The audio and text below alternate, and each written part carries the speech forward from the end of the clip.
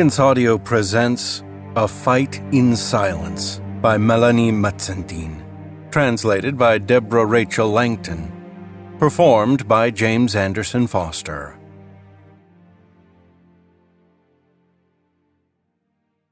Part 1. The Weimar Republic, 1926 to 1932.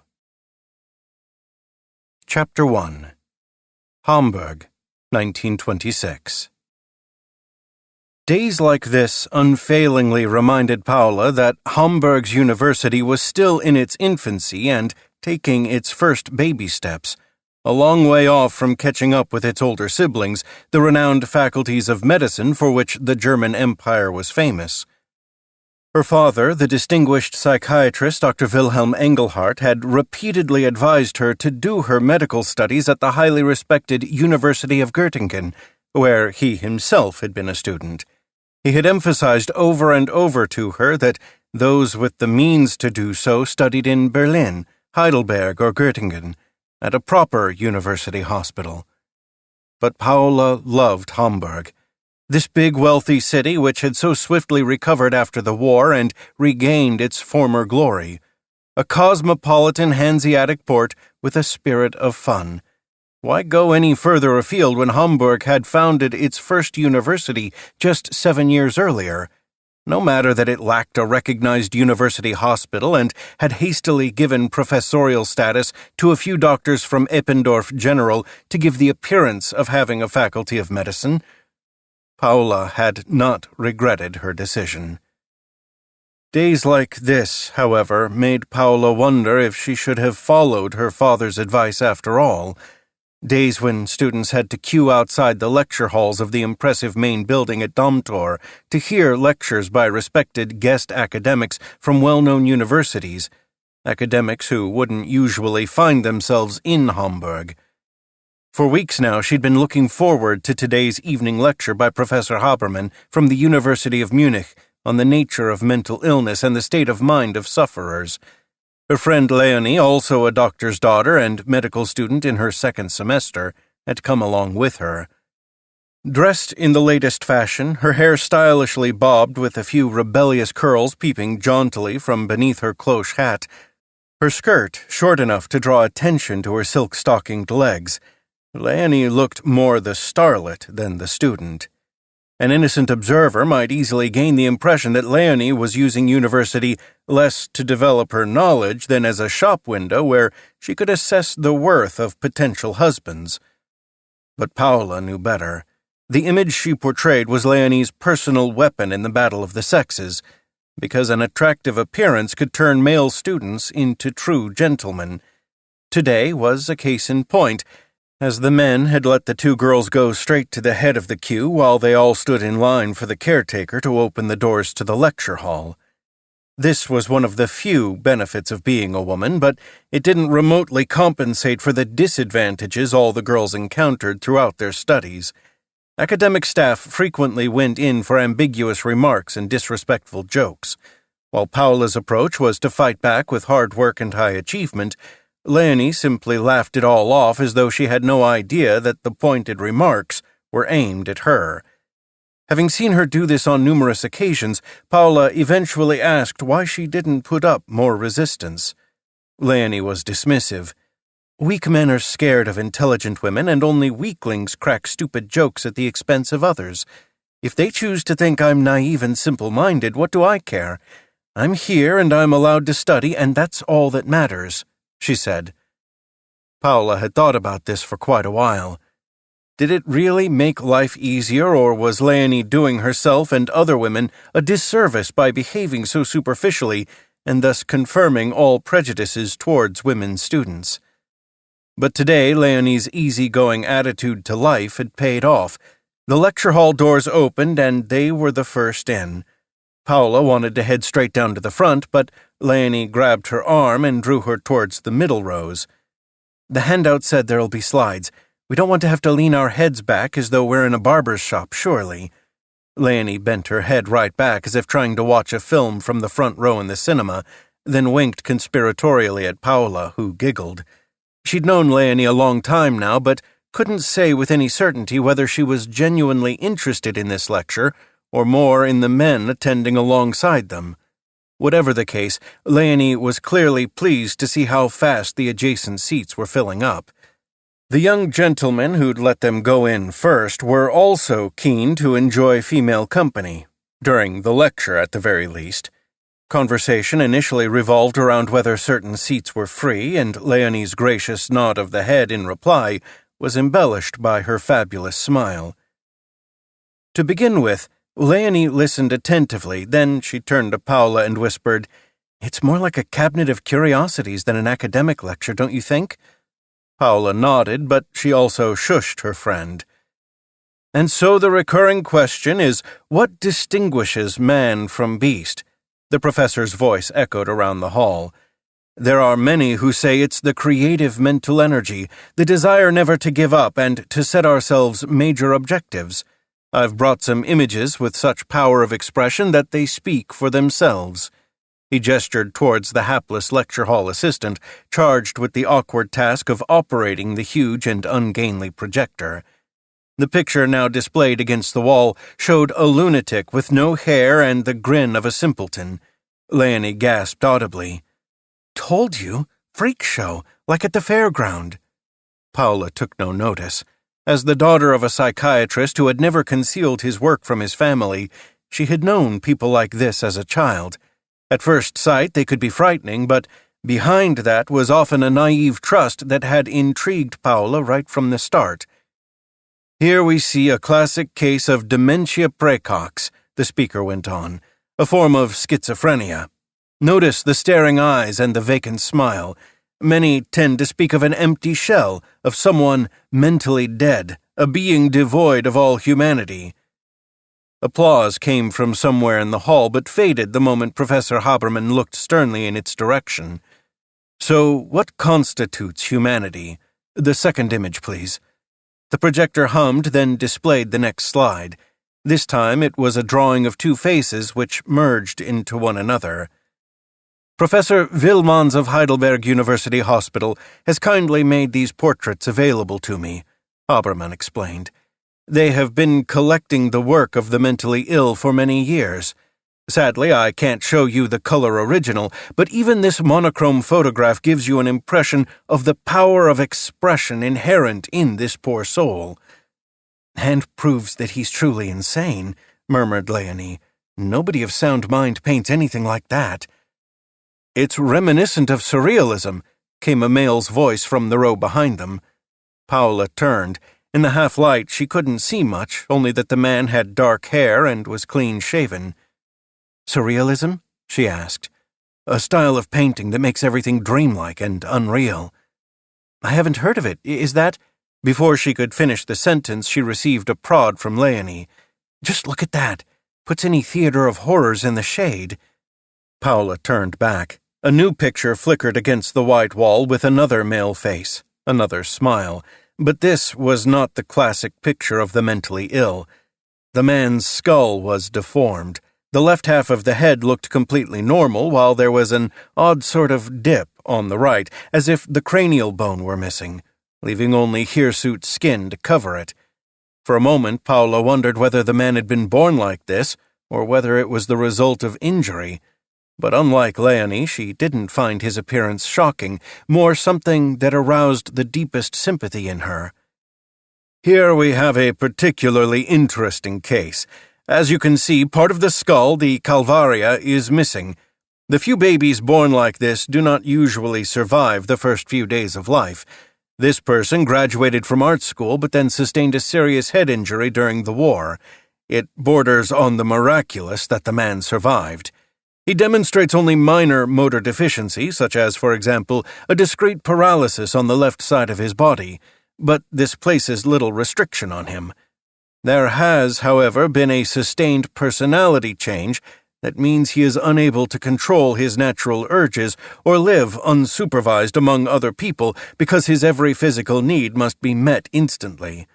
Unfortunately, these needs are not restricted simply to social norms, such as enjoyment of food, but include an uncontrolled libido, which means he cannot be left in the proximity of a woman. A gasp of outrage rippled through the hall, but ceased as soon as Professor Haberman continued speaking. This personality change is apparent in the style of his art.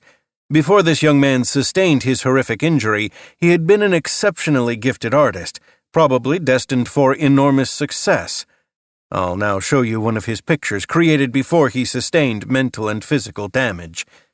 The projector clattered, and they saw a portrait of a young woman that was so true to life that at first sight it could have passed for a photograph. As you can undoubtedly see, the young man showed a real flair as a portraitist. From what his relatives have told us, art was his whole purpose in life, and even now, painting is the only way in which he can remain calm without being forcibly restrained. When he picks up his brush, he demonstrates a level of perseverance and patience not seen in any other interaction, even though the results are somewhat modest. The next picture appeared. It was another portrait, this time of a man smoking a pipe. It lacked all naturalness and softness of line, but in spite of the harsh qualities and rough brushstrokes that gave it the feel of a caricature, it still demonstrated the artist's innate talent. There are many explanations as to why his art changed. The current school of thought among psychiatrists is that his brain is no longer able to perform complex operations, to perceive things with accuracy and then reproduce them. What is interesting is what happens when these works are shown to art experts who know nothing of their provenance, only that the first came before a young man's wartime experience, and the second after, the professor said. The critics praised a strength of mental energy that this poor soul no longer enjoys in actual fact. His acquired deficiencies are celebrated as the honesty with which he removes the gloss from things to reveal the true horror experienced. His work has been compared with that of Max Beckmann, an artist with whom some of you will be familiar. Paula couldn't help but turn and whisper to the young man behind them. "Does this Beckmann mean anything to you?" "No, but I've noted the name." In the half-darkness, she could just make out the gentle smile on his face. "Are you really a medical student? You seem more like an art student passing through." He laughed softly. "Doctors are allowed a feeling for art, surely." Before Paula could think up a clever reply, she felt Leonie dig her in the ribs and heard the unmistakable hiss of her friend telling her to be quiet. Paula felt a flash of irritation. Since when had Leonie been so diligent? It was usually the other way round in lectures, with Paula asking her friend to pipe down. But then she realized why. Someone wanted to ask a question from the floor. Revolutionary behavior. Paula could not call to mind a single occasion of a student daring to disturb the flow of a professorial lecture, and by an esteemed guest at that, with a banal question. But Professor Haberman was unperturbed and permitted the interruption. "Looking at these pieces of work, which so clearly show the subject's deficiencies, could we apply the idea of a reverse conclusion and use the painting as a diagnostic tool in the discovery of early-stage mental illness as yet undetected?" "An interesting question, to be sure," replied Professor Haberman. "But the findings would be very non-specific, as there are modern art forms using similar styles and techniques without the artists in question having any mental illness at all." "But that's precisely the question," retorted the student. "Are not modern art forms in themselves an expression of the disturbed, created in the first place in the depths of a troubled or broken mind and then taken up by a society shaken to its foundations? Surely this decadent art is already an expression of a sick society, and the artists creating it are then, by definition, to be assessed as mentally ill or at the very least neurotic in the Freudian sense." There was unease in the lecture hall, and murmurings rippled throughout the room until Professor Haberman raised his right hand and regained calm. "I fear this is a philosophical question which has little to do with the clear objectives of the treatment of the psychologically ill. It's important to decide just how insanity is defined," he said. "With these pictures we are delving into illness that is comprehensible and unambiguously described, the symptoms of which are not limited to art. Look at the two patients whose pictures I showed you. In both cases, we are dealing with people who are seriously ill and unable to participate in normal social interaction and can no longer support themselves. Art therapy gives people the opportunity to express themselves and, in doing so, enables us to learn more about their minds so that we can develop different treatments. New methods of treating schizophrenia are on the scientific horizon and could help in the future to cure this illness, or at the very least give a normal life to those affected, insofar as it is possible. Professor Habermann paused. No further questions came, and so he continued his lecture. "That was August Lachner," Leonie whispered to Paula. "He's very strange." "Do you know him?" "A little," Leonie whispered in return. "I once made the mistake of taking up his invitation for coffee." She rolled her eyes. "He told me all about his doctorate and then spent ages enumerating how much it costs the German people to care for the mad and the idiotic, and how there ought to be ways of releasing the mentally dead, as this would help the whole of society." "You'll have to be more careful in your choice of companion, and you'll end up an old maid," shot back Leonie. "Better that than with August Lachner," hissed Paula, and was gently elbowed in the ribs in return. Professor Habermann presented several more case histories, but Paula retained little after the unsettling story of the painter maimed by war. One memorable exception was the work of a 19-year-old schizophrenic whose depiction of cows and horses Professor Habermann said was on par with Stone Age cave paintings. While the speaker had the pictures flashed up on the wall, Paula looked over at August Lachner in expectation of another interruption, but he said nothing. By the time the professor was concluding his lecture to general applause, Leonie was already deep in conversation with the young man to her left, as he tried to talk her into spending what remained of the evening in some fashionable cafe. Leonie feigned hesitation, her usual trick when flirting, but her body language indicated that she'd already agreed. A second young man seemed hopeful that Paula would join them, but, unlike Leonie, this empty coquetry wasn't her style.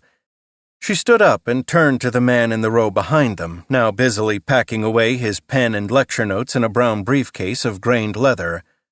Paula faltered. She hadn't brought anything to write with, as she'd seen the lecture less as work and more as an interesting pastime.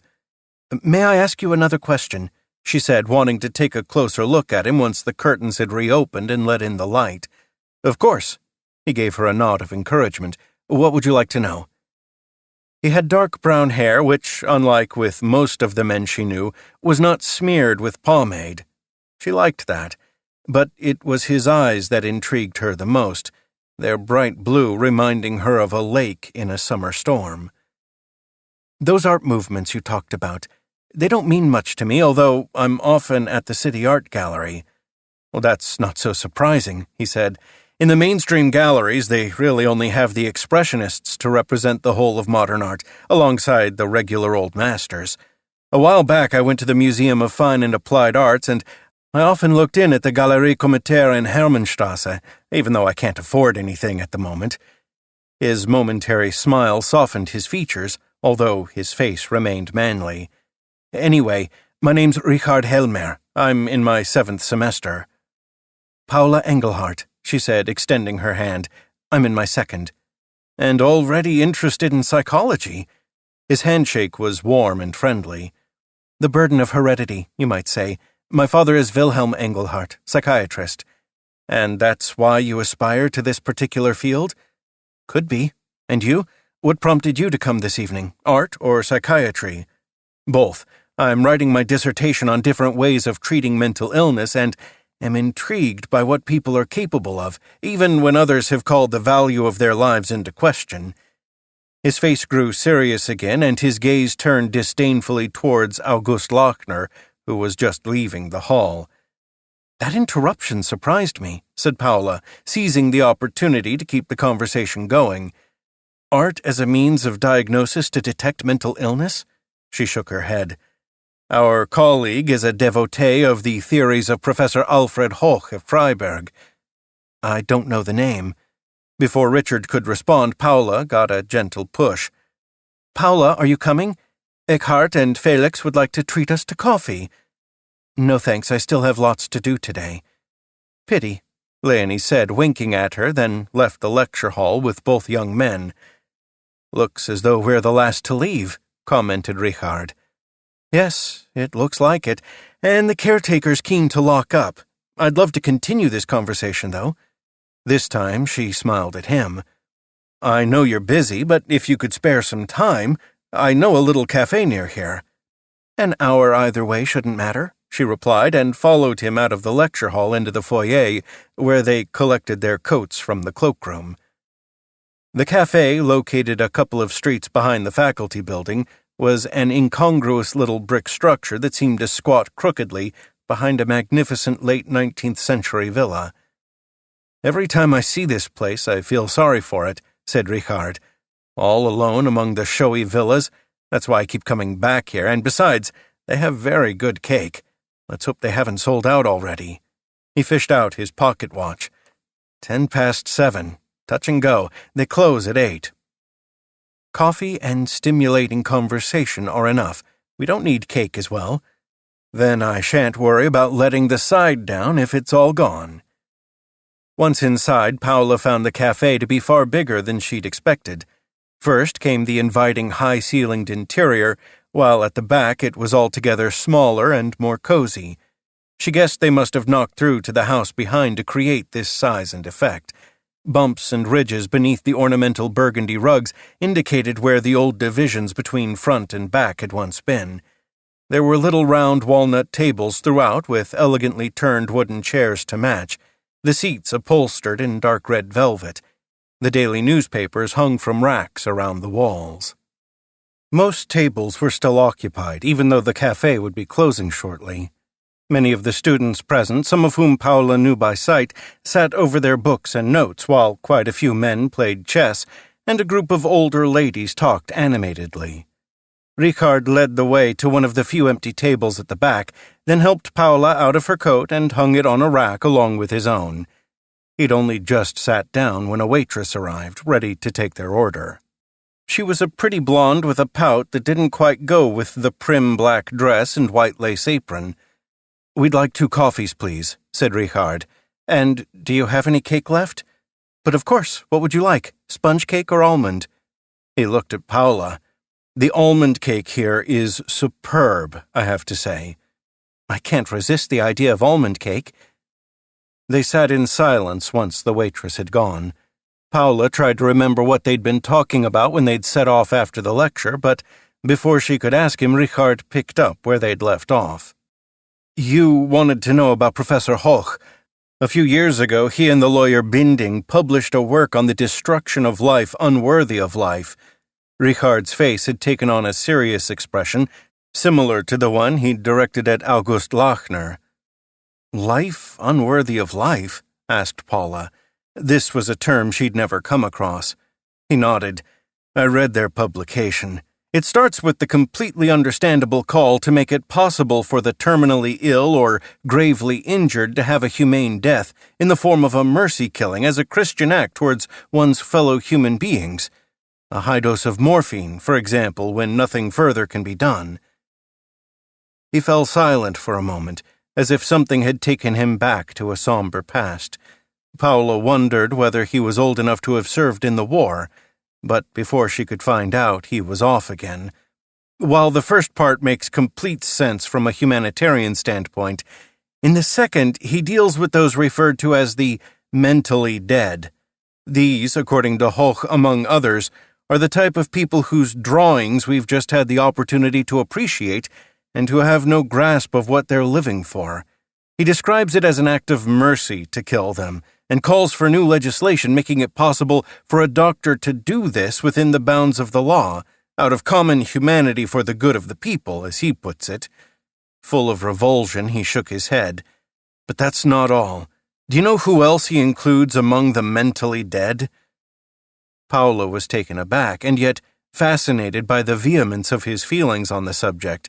She'd actually hoped for an inspiring conversation about art, but at the same time was flattered that instead of sticking to the usual banalities, he was sharing his innermost feelings with a woman he'd only just met.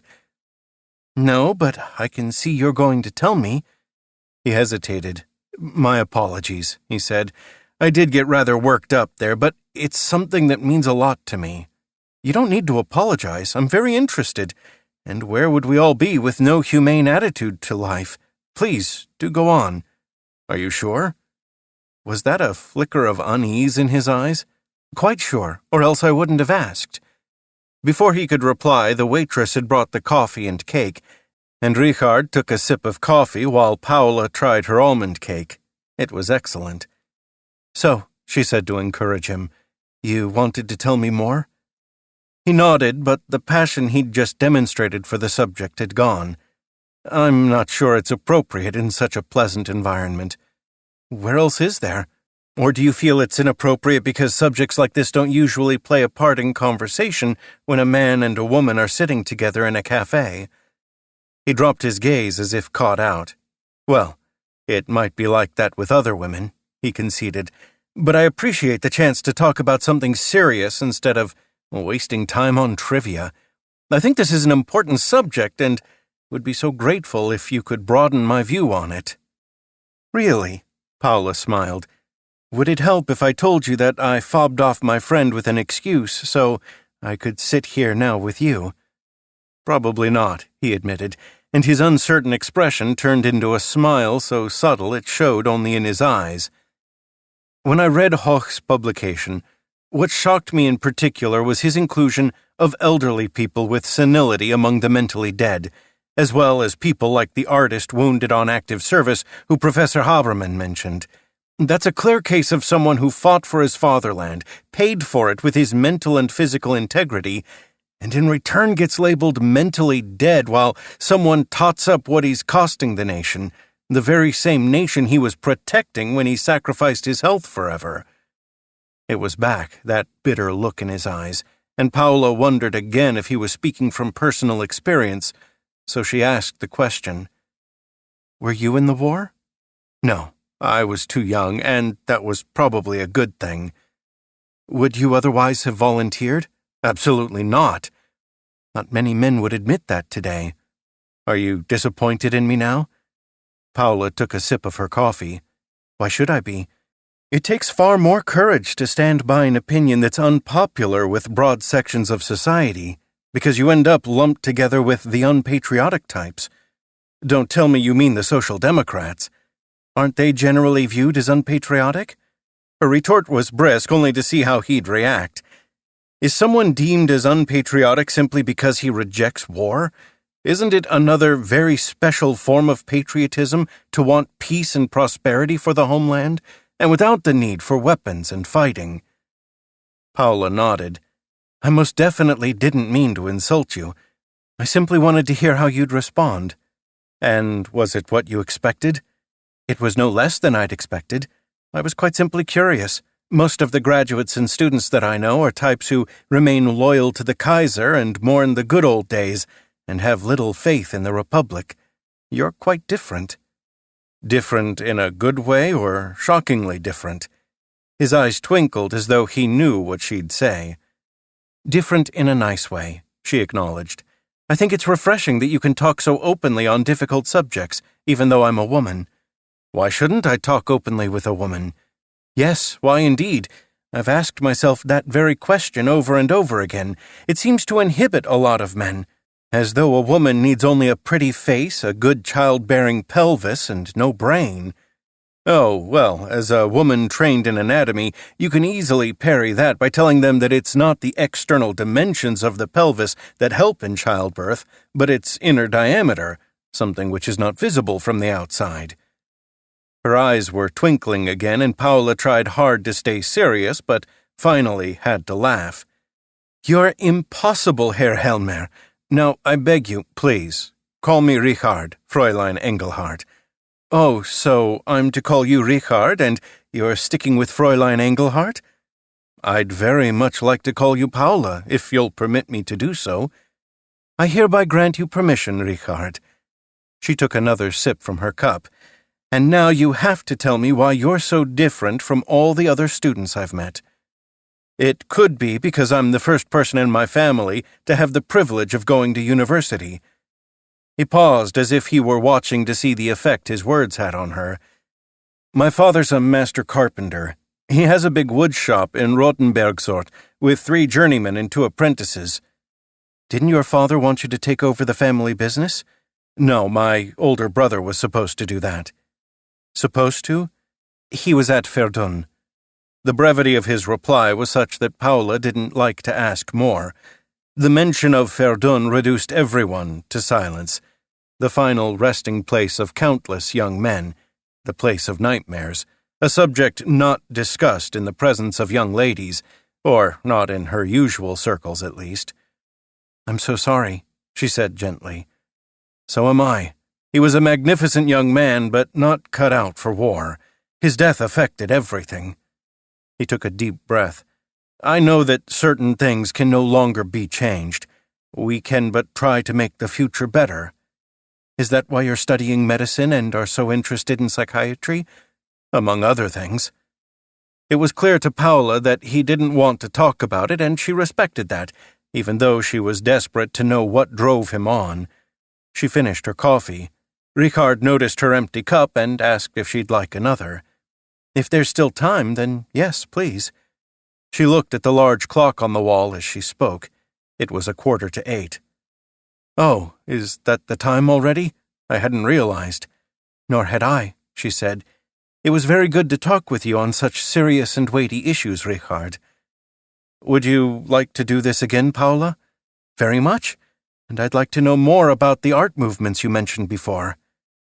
He hesitated, and Paula noticed how he swallowed hard before speaking, as if he were having to summon up all his courage. "Would you be interested in going to the City Art Gallery with me this Saturday, and then on to the Galerie Comitaire?" "I would be very interested indeed," she said, beaming at him. "Would you like to pick me up on Saturday at 2? "If you'll give me your address." He began to reach for his briefcase to find something to write with, but Paula quickly put her hand on his arm. "I thought you might see me home this evening to be sure nothing happens to me on the way." Even as she spoke, she was amazed at her own daring. That was more like Leonie's approach to men. "Forgive me for not having suggested that myself. Of course, I'll see you safely home." He called over the waitress and paid, and then helped Paula into her coat. When they said goodbye a little later at her father's front door, Paula didn't know what to make of her emotions. Even though not a hint of romance had passed between them, her heart was pounding, and whenever she closed her eyes, he was there in her mind. She was touched by the candor with which he had treated her as an equal and shared his feelings, thoughts, and beliefs. And perhaps that was why she felt so elated. Chapter 2. Over the next few days, Paula caught herself constantly looking out for Richard on campus, but with no success. Although she knew this was because of the way their new university was organized, she was still disappointed. The old established institutions had lecture halls and libraries, while Eppendorf General Hospital had only one lecture hall, and that was still under construction.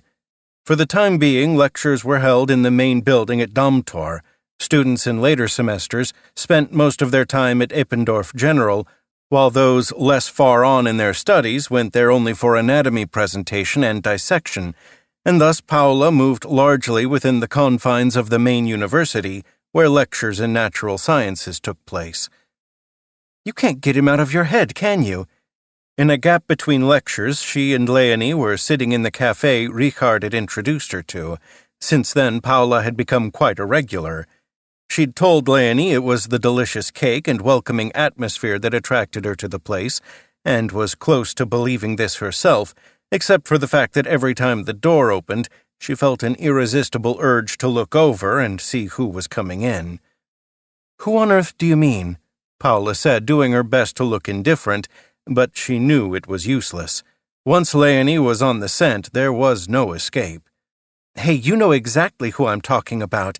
The nice-looking one with the dark hair and blue eyes.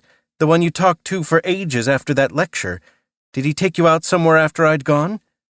Paula gave a tactical cough, wondering why she was being so evasive. Nothing further had happened between her and Richard. They'd simply had an interesting conversation with no ulterior motives. Why on earth did she feel as though Leonie's harmless question might break the spell? "He brought me here to this cafe. That's how I know about it," she replied eventually. "Aha! I've been wondering why you've been heading so determinedly in this direction in the last few days. And? Are you hoping to find him here? A little tete-a-tete in a familiar environment?" Leonie gave her a conspiratorial wink. "No, I like the cake." As if in confirmation, she speared a small piece of almond cake with her dessert fork and lifted it to her lips with great relish. "Oh, of course, the cake. So aren't you going to see him again?" "That's not what I said." "Now we're getting somewhere. Any details?" "I'm afraid you'll be disappointed, as my kind of detail will definitely bore you. But tell me instead how you got on with Felix and Eckhart. One woman escorted by 2 men. Didn't you feel like a princess with a pair of eager courtiers?" "Paula, darling, don't change the subject. Felix and Eckhart were absolutely charming, but overdid the wooing. It was rather like being a princess watching her jousting knights aiming to dent each other's shining armor. They were more interested in outdoing one another with witty remarks than in paying any attention to me. It was exhausting. You should have come along to give me some support.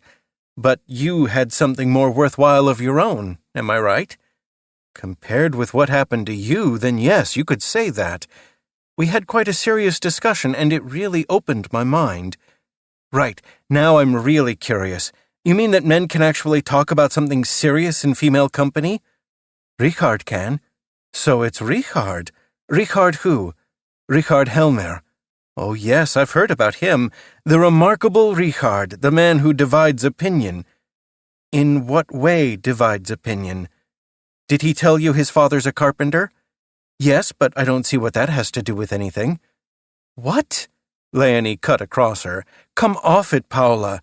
It's considered so shocking that women are now allowed to attend university, but at least you and I come from the right stratum of society, even if there are certain elements who want to ruin it for us and send us off to be wives or nurses instead." She reached for her handbag, took out her cigarette case, together with an elegant ivory cigarette holder, and lit up. Paula knew it wasn't the smoking that Leonie enjoyed so much as the disapproval of the tight-lipped married ladies nearby as she sat there posing like a flapper. "And now that even the proles are sending their children to university," she paused for effect and drew on her cigarette, "then the Red Revolution isn't far off. And the people who go on about all this probably fear the Red Revolution less than their father's wrath if a carpenter's son should turn out to be the best student of his intake." Leonie sat back, her cigarette holder poised between index and middle fingers, looking relaxed, elegant, and seductive all in one go. "So you're really saying he fits in well with us? He certainly doesn't act like he's trying to provoke, quite the opposite. And anyway, what a student's father does for a living is irrelevant, as long as it's a respectable trade that pays the fees. And shouldn't it also be irrelevant whether we're male or female? Have you been swatting for your anatomy certificate? It'll be very interesting to be examined by Professor Hempel on the internal pelvic organs. Knowing him, he'll ask us idiotic questions about the uterus. Then he'll repeat that ridiculous line about the atrophied uterus and its effects on a woman's intellect. Or was it the other way around? Is it intellect that causes the uterus to atrophy?" Leonie sent a smoke ring to the ceiling. "But you'll still smile sweetly rather than giving your actual opinion? Indeed. As a psychiatrist's daughter, you'll know that when dealing with idiots, it's best to say, 'Yes, absolutely, you're quite right,' and give them a kindly smile to stop them throwing a fit and leaping around like crazed monkeys." Paula giggled. "It's a shame he doesn't know what you really think of him. It's just as well that he doesn't. Unlike how the remarkable Richard sees us, in Hempel's eyes, we're mere women, not class warriors."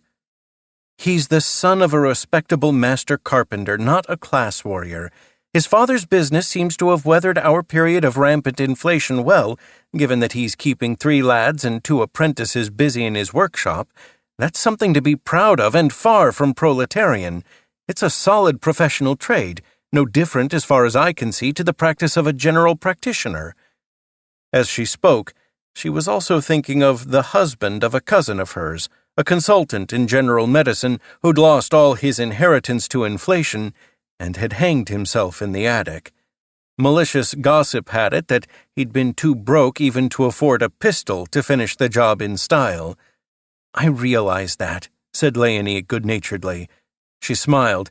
"And the more you say about him and the more you defend him, the more curious I am. So what's this about your discussion that opened your mind?" Paula hesitated before relating her conversation with Richard and describing his views on life. Leonie listened attentively, her light-hearted mood giving way to solemnity, something she hid as a rule behind the mocking face she showed in public. "I envy you," Leonie commented. "I don't mean for the subject matter, but for the fact that, with you, he felt at liberty to treat you as an equal. No wonder you're thinking about him all the time." Her reaction surprised Paula. "But if this is what you're looking for, why do you make do with those shallow, flirty types? What's preventing you from seeing the chap opposite as a human being first and a man second? Maybe I don't want to come across as icy.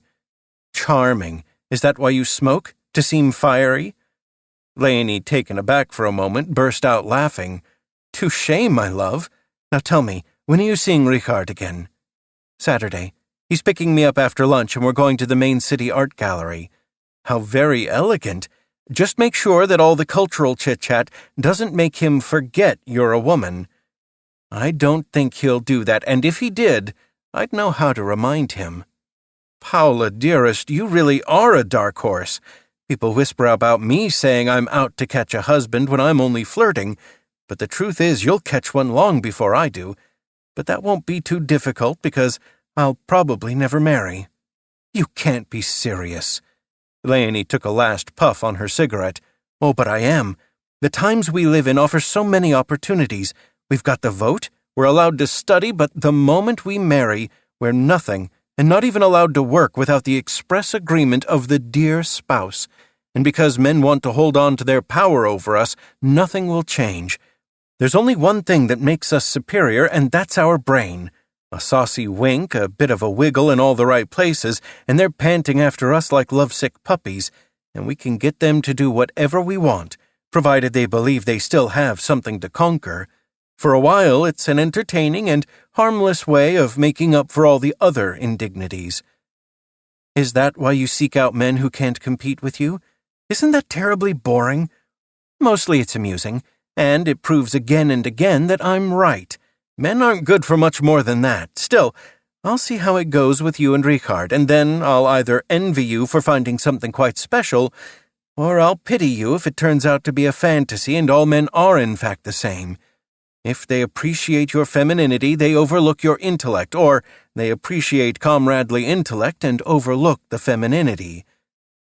This gave Paula more to think about. Her father had always told her how much he appreciated her mother's excellent mind, first as a nursing professional, and then as a married woman sitting in on lectures in medicine as a guest and, to general astonishment, successfully completing the course of study. Paula remembered her father's description of the obstacles encountered by her mother, who, purely on the grounds of her sex, was refused a license to practice medicine in spite of passing all the examinations. She had nonetheless worked with him in his surgery until Paula was born, although only rarely thereafter. Paula had never had the chance to ask her mother why, as she had died from diphtheria when Paula was only 6. From that moment on, Paula's father had tried to take on her mother's role as well as his own, to encourage and support her. It was only much later that she realized how she had helped to fill the gap in his own life. Although there had been quite a few ladies only too willing to become the new Frau Engelhardt, he had never remarried because he wanted to devote himself to his daughter. And in any case, no other woman came close to Paula's mother in his view, while not one of them was anything like good enough so far as Paula was concerned. She was aware of her power over her father and was not prepared to share him with some stranger, neither as a child nor as she grew up. Only as a grown woman could she see how her relationship with her father had influenced the way she herself dealt with men. She had never felt excluded and had always believed that her views and opinions would be taken seriously as a matter of course. She wondered what her father would make of Richard Helmer. Chapter 3 Richard hated the operating theater but knew how to conceal his loathing. It would never have occurred to Professor Wehmeyer that his model student experienced profound revulsion at every operation. Because he could name every artery, nerve, and muscle like a shot, but opened his mouth only when asked, unlike his friend and fellow student Fritz Ehlerweg, who was forever asking questions, Richard was regularly given the honor of holding the clamp while the professor performed a procedure. Fritz, meanwhile, who definitely wanted to be a surgeon, had to content himself with a place in the second row behind the theater sister. He knew that Richard would gladly have made way for him and so felt no resentment, especially as Richard had told him the real reason for this silence that the professor valued so much. He battled with nausea, not because of what he could see. That didn't bother him, quite the opposite. In fact, Richard found the positioning of the inner organs, nerves, and blood vessels absolutely fascinating, particularly as no two bodies were quite the same, and the varying courses taken by arteries and veins were remarkable. Consequently, he had always been enthusiastic about dissection in anatomy classes, although that was all about dead bodies that had been drained of their blood and kept in formalin for months before their use on the anatomy course, when they were stripped down little by little over the course of a whole semester. No, for Richard, it was because of the odors. He struggled with this mix of disinfectant, blood, and other body fluids. Even worse was when a suspected stomach ulcer turned out to be a malignant growth that had eaten into the gut. This gave off an absolutely vile odor. Eventually, his sister had suggested that he sprinkle a few drops of eau de cologne on his surgical mask beforehand, and this at least had helped him deal with the smell but did nothing to address the nausea.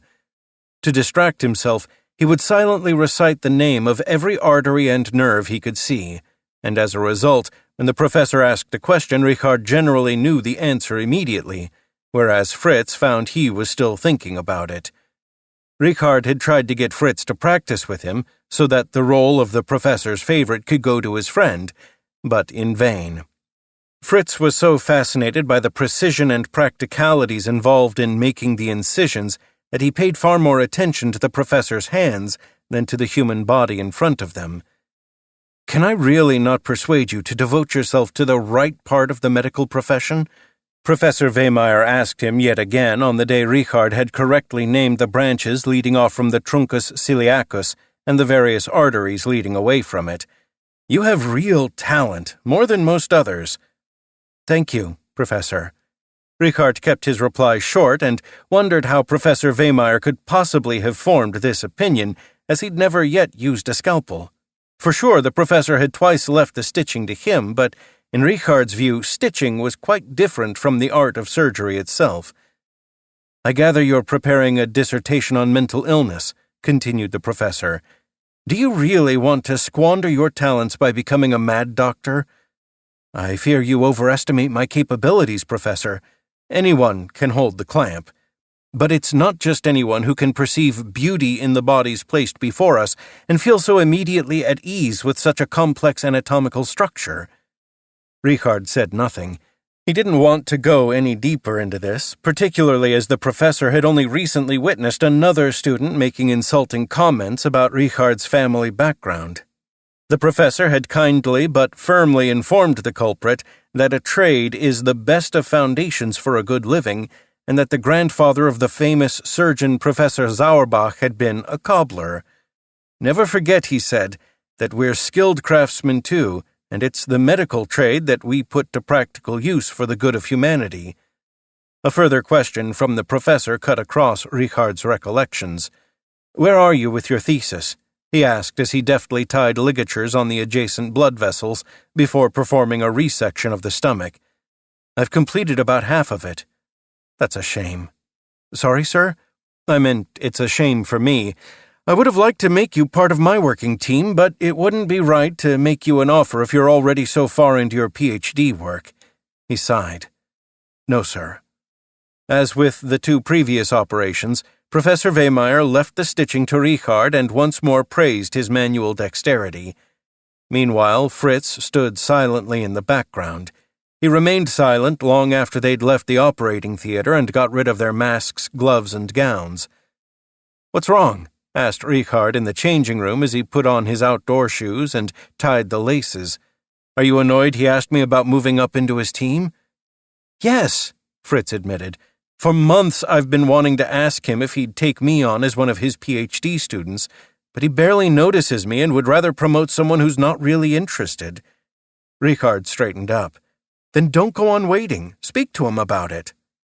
Fritz was staring at his shoes. "I don't think I'd have much success. You know how he looks at me whenever I ask him a question." "Listen, I've told you so many times. He doesn't want to discuss how to perform the incision and other surgical technicalities. He wants to test your knowledge. The rest comes later." "Well, what should I say to him? What can I offer him now?" Instead of answering, Richard said, "Why do you want to be a surgeon?" "I don't know how to explain it," Fritz said, rising to his feet with a sigh. "Try. Explain to me why this is the only thing in life you want to do, why it's the dream that possesses you day and night." Just then, the doors to the changing room flew open and 2 other students came in to gown up for the next operation. "Let's talk about it outside," Fritz said, reaching for his coat and briefcase. Richard nodded, packed his bag, and casually threw his coat over his shoulder. It was a beautifully warm October day with more than a trace of summer still, even though yellowing leaves had begun to drift here and there around the hospital grounds. Aside from a nurse pushing a man in a wheelchair along the neat sandy pathway, there was nobody to be seen. "I always wanted to be a surgeon," Fritz said at last. "My father's a general practitioner, and I've seen all too often how he's the one to make the right diagnosis, but then has to leave the rest of the treatment to hospital-based colleagues. I want to do more than just prescribing pills and potions, taking temperatures and offering the right tincture for every little ache and pain. Right from the very first time I ever stood in an operating theater, I realized how fascinating it is to explore the human body anew every time. Yes, there are fixed structures, but you can't ever be sure what else you're going to come across. And then you have to find a complex solution, and fast. I love the challenge and feel sure I'd be up to it." "But that's precisely what he's testing for every time he asks how quickly we recognize which artery or nerve we're looking at. Why do you always take so long to answer?" "Maybe because I spend too long thinking it through. For me, it's not just about coming out with the Latin as fast as possible. It's because I want to weigh up what it might mean for the course of the whole operation. And by then you've already given the answer," Fritz said, giving his friend a playful cuff on the arm. "You already know why I do that. I try to take my mind off how ill I'm feeling in there." "Yes, of course, and that's why I'm not angry with you about it, but it still annoys me sometimes. I'm sorry, but I still think you should explain all that to Professor Wehmeyer. Best do it today." Fritz lowered his gaze. "Hey, Fritz, no one who earns his living cutting open bellies or sawing off legs can afford to be a coward." For a moment, Fritz was taken aback, but then he gave a shout of laughter. "You do realize you're a complete crackpot, don't you? I can live with the insult if you're a budding surgeon, but to be called a crackpot would be really worrying if it came from a psychiatrist." "And you say that with a straight face." Fritz couldn't stop laughing. "Now you're in a good mood. Seize the moment. As far as I know, Professor Wehmeyer's always in his office around 2 o'clock. And so Fritz sought him out the same day. Quite how the conversation went, Richard never knew, but when they both walked into the operating theater the following day, Professor Wehmeyer asked Fritz to hold the clamp and asked him very specific questions about the operation and incision procedures, all of which Fritz, after brief consideration, was able to answer to the complete satisfaction of the professor. "It seems to me I have underestimated you, Herr Ellerweg. I'm going to keep my eye on you, and if you continue to prove so convincing, I can well imagine bringing you onto my professional team." He then turned to Richard. "I hope you will not consider it disrespectful considering your own ability if Herr Ellerweg takes your usual place during the next operation." "Absolutely not, sir," Richard answered soberly, pleased that his surgical mask concealed his smile of relief.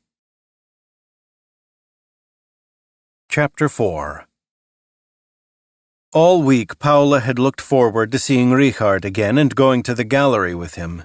But the closer the minute hand on the wall clock in her father's front room crept towards the 2, the more restless she felt.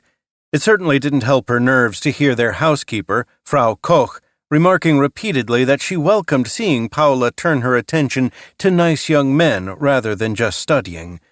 Her father had lowered his newspaper and looked at his daughter with a mixture of skepticism and amusement. "So, is that how it is?" he asked. "Hardly. We're only looking around the city art gallery together. I've told you, he knows a lot about modern art movements and hopes to become a psychiatrist when he finishes." "I'll tell you one thing," observed Frau Koch as she poured coffee for Paula's father. "He seems to be a thoroughly nice young man, and Fräulein Paula would do well to consider him. Cultured and a budding doctor at that." She looked enchanted at the very thought. "I presume he looks the part, too?" her father said with a broad smile. Paula felt cornered by the pair of them and had a response on the tip of her tongue, but held back when she realized that although it would have amused her father, it would have shocked Frau Koch, and so she kept her counsel and watched the big hand approach the hour. Only a few more minutes to go. She took another look at her dark blue calf-length dress. With it, she was wearing dark blue silk stockings and black patent shoes. Her dead mother's pearl necklace was the only jewelry she'd permitted herself, aside from her plain gold earrings. As soon as the hour hand reached 2, there was a ring at the door. Frau Koch was, Paula noticed wryly, a good deal faster in answering than she normally was. "On the dot," her father remarked with a note of irony in his voice that bothered her. Perhaps he didn't like Richard coming here to collect her, she wondered, but then pushed this out of her mind as Frau Koch returned with Richard. She had taken his hat and coat, and he was carrying a bunch of flowers. Paula and her father stood to receive him, while Richard presented her with the flowers, his face grave and respectful, but his eyes full of smiles. There were 5 white roses and 4 pale pink. "Thank you so much," she whispered, then remembered they were not alone. "Papa, this is Richard Helmer, a fellow student. Richard, my father, Dr. Engelhardt." "How do you do?" said Paula's father, extending his hand. "How do you do, sir?" replied Richard, returning the handshake. For a moment Paula thought she saw a skeptical frown on her father's forehead, but before she could look more closely, Frau Koch had returned with a vase. "At least he knows the language of flowers," she whispered in Paula's ears. "White for youth, beauty, and innocence, and pink for the ties that bind." Glaring at the housekeeper, Paula handed her the flowers so she could arrange them in the vase. Her father then asked Richard, "Would you like a cup of coffee? As far as I know, the next tram leaves in 1/4 of an hour." "That would be nice, thank you, but we don't need the tram. My father has been so kind as to let me use his car today." Paula was all ears. A car? Even in their circles, this was unusual. Her father seemed to be thinking something similar. "Your father has a car?" His voice gave away his surprise. "Well, yes."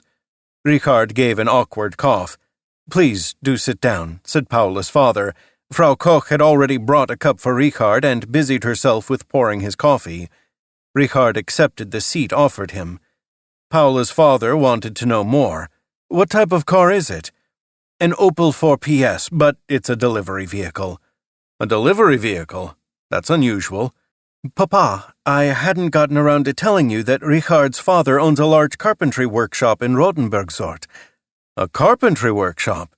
Dr. Engelhardt said, raising his eyebrows, and Paula finally acknowledged to herself why she hadn't previously mentioned Richard's family background. In her mind, she'd never have admitted her father's prejudice, but she knew deep down that in spite of his apparent tolerance, he could be highly critical of the company his daughter kept. Tradesmen were, of course, decent people, but they didn't belong to the professional elite that surrounded her father. Everybody admired their skill and, if satisfied, recommended them on to others, but one didn't invite them to social occasions. "Ah, yes, of course. Your father's business must be doing very well for him to see a car as a worthwhile investment." "The investment has certainly been worth it." Richard sounded more confident now. 2 years ago, we still had a cart and a couple of horses, but the car is more economical to run, and freeing up the stables meant we could extend the work area and still use part as a garage. Well, that sounds like a truly flourishing business. Didn't your father have plans for you to take it on one day? No, I had an elder brother, and that would have been his future. But now my father's hopes are pinned on his grandson, my sister's son. Carl has just turned 9. As soon as he's home from school, he's straight in the workshop. A fond smile played on Richard's lips, making it obvious how attached he was to his nephew. Paula's father saw that Richard had finished his coffee. "Well now, I won't delay you any longer," he said as he got to his feet. "You have quite a cultural afternoon ahead from what my daughter tells me." "That's right," said Richard, standing up now too. "We want to go to the City Art Gallery and look at contemporary work compared with the old masters." "An unusual hobby for a young man from your sphere." "Is it? Well, I thought the modern place to go was the picture house." "Maybe we'll do that another time." Richard smiled politely as he said this, but this time the smile was only on his lips, not in his eyes. Paula stood as Frau Koch brought in Richard's hat and coat. "I wish you both a pleasant afternoon," her father said to them. Paula understood straight away what lay behind this seemingly trivial friendly remark. She was to spend only the afternoon with Richard. Her father expected her back for the evening. Glancing at Richard, she wondered what he thought of her father's behavior. Had he been offended by her father's attitude toward his family background, or did he simply see it more as a father's concern for a daughter stretching her wings? But Richard didn't give anything away. As soon as he and Paula were out on the street, he stopped next to a green vehicle. From the front, it looked like a normal saloon car, and it was only the absence of rear windows and the presence of a tailgate that gave away its other function. "What an unusual color. I've never seen that before." "It's classic for this model. That's why people call it the tree frog." "That's original," she said with a laugh. "The French think Opel's guilty of copying the Citroën Type C. That only ever comes in yellow, so people say this is the same car but in green. It's fine by me. I like green." "It's good that it's green, so nobody can confuse us with the post van." They both laughed, and Richard ushered Paula into the passenger seat before climbing in behind the steering wheel. As they set off, Paula wondered whether the car was called the Tree Frog not only on account of its color, but also the way it hopped and skipped over the unmade road. It wasn't until they had turned onto the asphalted road that it felt as if the car had suspension. "My father toyed with the idea of investing in a car," Paula said as they drove towards the city center. "He took me with him when he went to look at a vehicle that a colleague of his had used for years on house visits and wanted to replace with something newer. It was an open-top 2-seater. "And why did he decide against it?" "He realized it would have been nothing but a vanity purchase because he doesn't actually need a car. The tram stops right outside our door, and he rarely does house visits, and you can take an awful lot of taxi rides for the purchase price of a car." "That's true," Richard conceded.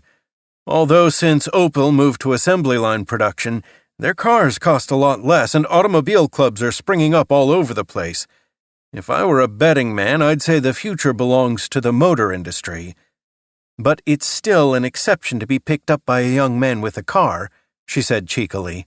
"I should hope so," he replied, "though I'm afraid your father wasn't too pleased." "Not at all. He was surprised, that's all, precisely because it's so unusual." Richard only nodded. Paula wondered whether she should say anything further on the matter, but decided to let it rest. A lot of things could turn into problems if given too much importance. When they reached the gallery, Richard parked and came round to open the car door for her. She was already a regular there and knew much of the collection well, tending to spend her time on the old masters. These, in her father's view, nicely rounded off her education in the humanities, whereas he saw the Expressionists as nothing more than a variation within the modern art movement and something that wouldn't last. True art, he liked to say, is demonstrated through its ability to command our admiration of the artist's skill in capturing reality in its most honest form. She repeated these words to Richard as they looked at the Expressionist pieces. "In many ways he's right," Richard acknowledged. It's admirable the way the painters have over the centuries so successfully portrayed the realities of their times in an idealized form. As artists, however, they've outlived their usefulness. Why is that? Because of the arrival of photography. Why would a painter bother depicting something as it is when any halfway decent photographer can do that with a camera? Surely an artist with any credibility at all would want to go beyond the old boundaries and stand apart from what the lens can capture. So you're saying that photography has ruined the concept of fine art? No, it's simply liberated art from being forced to portray every detail of reality. Paula thought about this for a while before saying anything further. Where does your interest in art come from? She asked eventually, and for modern art at that. It took him a while to respond, but finally he swallowed hard and said, He faltered for a moment and then went on. It's to do with my brother. Who fell at Verdun? Her voice was full of sympathy. He didn't fall there. He died after the war. From war wounds? That's an interesting question with several different answers depending on your views. He didn't say anything further, leaving Paula confused. She was about to ask him another question, but the suffering and pain written across his face made her keep her silence. The self-confident, cheerful young man, never at a loss for an intelligent answer to every question, had vanished. Now she was seeing a very different side to his personality. Solemn, perhaps even melancholic. It made her wonder whether she'd met the real Richard yet, and how many sides there might be to his character. For a while they went on from one painting to the next without speaking, until Paula could no longer bear the silence. Are we still going to the Galerie Comitaire? She asked. Richard took out his watch. It's just closed, unfortunately, but we could see what's in the window if you like. She noticed with relief that the melancholia had disappeared and it didn't occur again all day, neither as they strolled hand in hand along the lakeside path to the Galerie Comitaire, nor when they looked at the art in the window, and Paula saw a surrealist painting for the first time in her life, not even when they walked on to the Alster Pavilion to sit over an ice cream sundae and watch the steamboats. In fact, it could have been the perfect afternoon, had not August Lochner and two men unknown to Paula stepped inside the pavilion just behind them. Paula noticed how Richard tensed as they entered, all the more so when the trio spotted him and headed straight for their table. What a charming coincidence, enthused Lochner. Delighted to see you here, Richard. And you are, Fräulein? He smiled at Paula while Richard's mouth hardened. Paula Engelhardt, she said, introducing herself. It's a pleasure to meet you, August Lochner, and these are my fellow students, Peter Wojtaszek and Johannes Müller. His colleagues briefly acknowledged Paula. Wojtaszek was red-haired, tall, thin as a rake, while Johannes Müller was more of a Greek athlete. May we join you? August Lochner asked Richard, who gave a slight nod in reply, although his face indicated he'd much rather throw them out of the building. The three men seemed not to notice, or if they did, they deliberately ignored it. Forgive the interruption, Fräulein Engelhardt, Lochner went on after taking a seat. Richard's one of our fellow students, and I didn't want to miss an opportunity once again to try to persuade him to join our organization. I'm still not interested, replied Richard with exaggerated politeness. But surely no right-thinking man could possibly reject what we stand for. Perhaps you could persuade him. Lochner smiled at her once again, and if she hadn't already formed an impression of him at Professor Haberman's lecture, she wouldn't have minded him joining them at all. The image she'd previously had of him was quite different from the one he presented now. Opposite her sat a youthful figure, blonde-haired and freckled, little more than 18 by his appearance, although he must have been in his mid-20s. What's this all about? She asked, curious to find out what had happened between Lochner and Richard. First, may I inquire, Fräulein Engelhardt, whether we have had a previous acquaintance? Fleetingly, yes, at Professor Haberman's lecture. You were there, as a guest? No, I'm a registered student. August Lochner nodded in recognition. Very good. I greatly appreciate seeing a woman as an equal companion to a man. Is that a quote from a Wagner opera? No, it's my own opinion. Our movement respects the role of women because a woman is the nucleus of the family. Without her, the people cannot exist, and in my view, women are predestined to work in gynecology and midwifery, where they are wholly superior to men." Paula stared at Lochner in some confusion, not sure whether she was flattered or discouraged by his remarks. "Forgive me, Fräulein Engelhardt, I digress. You wanted to know what this is about." He reached into his inner jacket pocket, took out a pamphlet, and placed it on the table. Emblazoned across the front in Gothic script were the words, "National Socialist German Students' League." "A league? Why are you showing me this? That'll be an organization for men." "As far as membership goes, you're right, Fräulein Engelhardt, but the ideals we espouse are the same as yours. We believe that access to study can no longer be the preserve of the affluent elite, but should be for everyone with the ability, regardless of family background. One of the founders of our student league, Wilhelm Tempel, is the son of a master cobbler and represents the conviction that National Socialism must fight against the entrepreneur's obsession with profit and in favor of the betterment of workers and, if need be, do so shoulder to shoulder with social democracy." "So why the National Socialism? Why not go straight to social democracy?" asked Richard. "Because the Sockdems lack the guts to fight for the concerns of our people. All we see is their cringing servility towards foreigners and their squandering of everything we own." "Harsh words," said Richard, breaking in. "True words," Lochner corrected him. "Our army was unbeaten in the field, and what happened? Our unpatriotic lefty friends stabbed the military in the back and negotiated a shameful peace that even our grandchildren will have to pay for. And then there's the massive sequestration of land." His previously boyish face had now taken on the look of a grown man's. "A quarter of our agriculture now lies in Polish hands, but even that isn't enough for our enemies. Think back to the breach of international law when the Frenchies occupied the Rhineland 3 years ago. Doesn't it enrage you to see our wounded war veterans who sacrificed their health for our people begging on the street? And what do the Social Democrats and the German People's Party do? They bow and scrape, then tug their forelocks at the people who've ground us into the dust, instead of standing tall and opposing them like real men. It's high time Germany woke up and gave thought to its greatness. Our research is the best in the world. No other nation has achieved so much in the field of science and medicine, and yet we're supposed to go on kowtowing to neighboring countries instead of looking them straight in the eye?" As he spoke, Lochner had become increasingly worked up, and Paula had to concede that he'd touched a nerve for her, too. The unfairness of the Treaty of Versailles and the occupation of the Rhineland had upset her father as much as it had Lochner. "If you remember," Richard remarked, "all the parties fought side by side against the unlawful occupation of the Rhineland, because here there were only Germans, no communists, no other lefties, no Nazis. Everyone took part in the sabotage, and it was a Social Democrat government that called the general strike.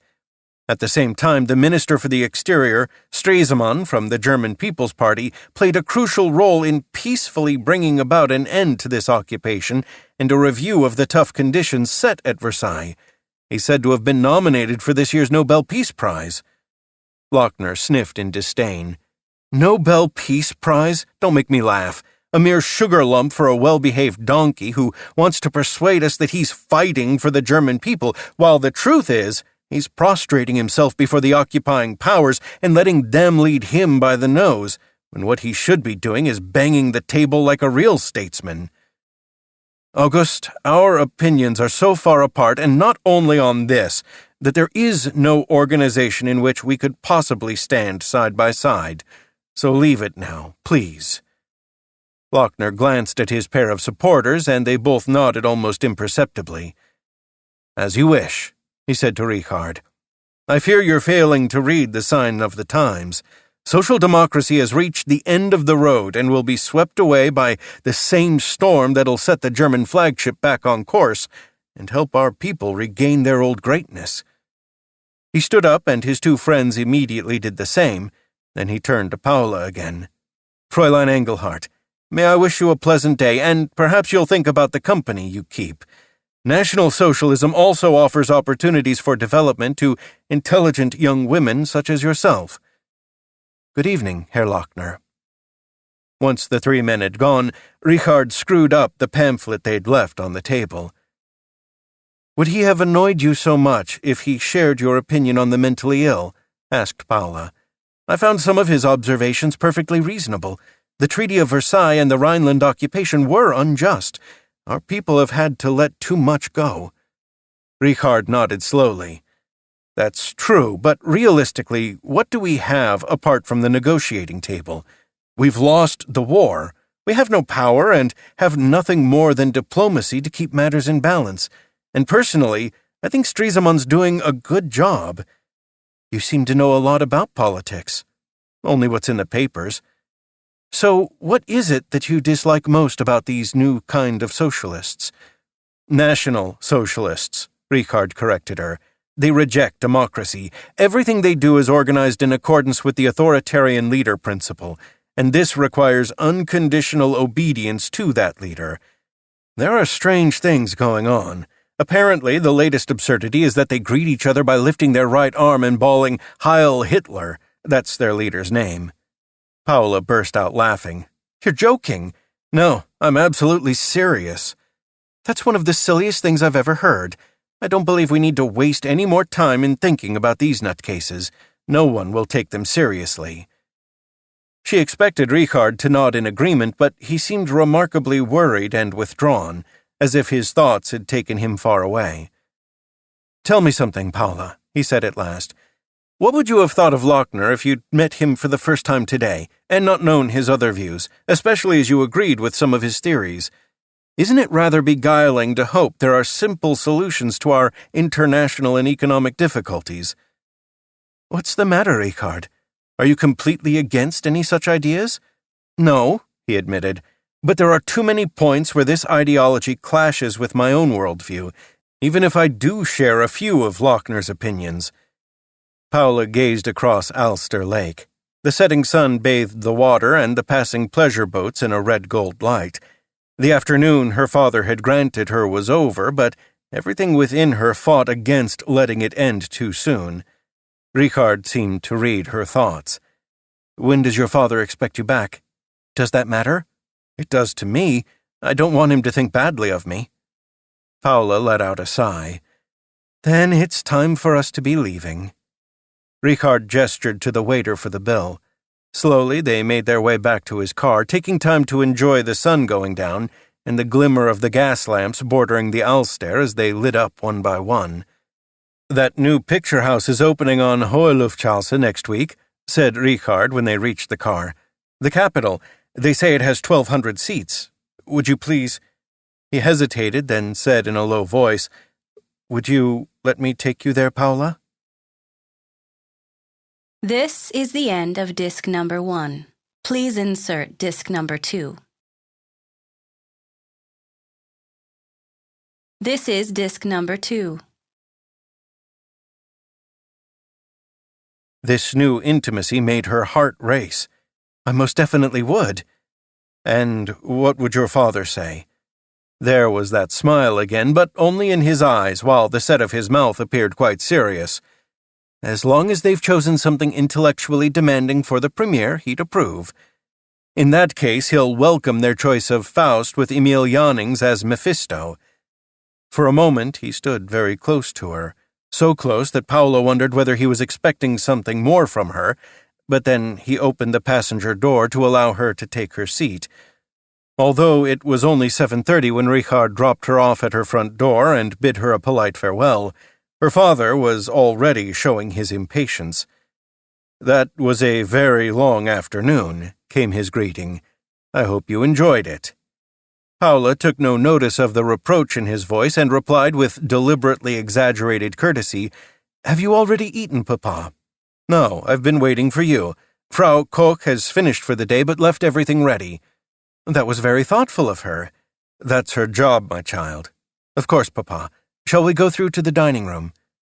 He accompanied his daughter in silence, and her stomach tensed. Her father never admonished her directly, and certainly never said any harsh words to her.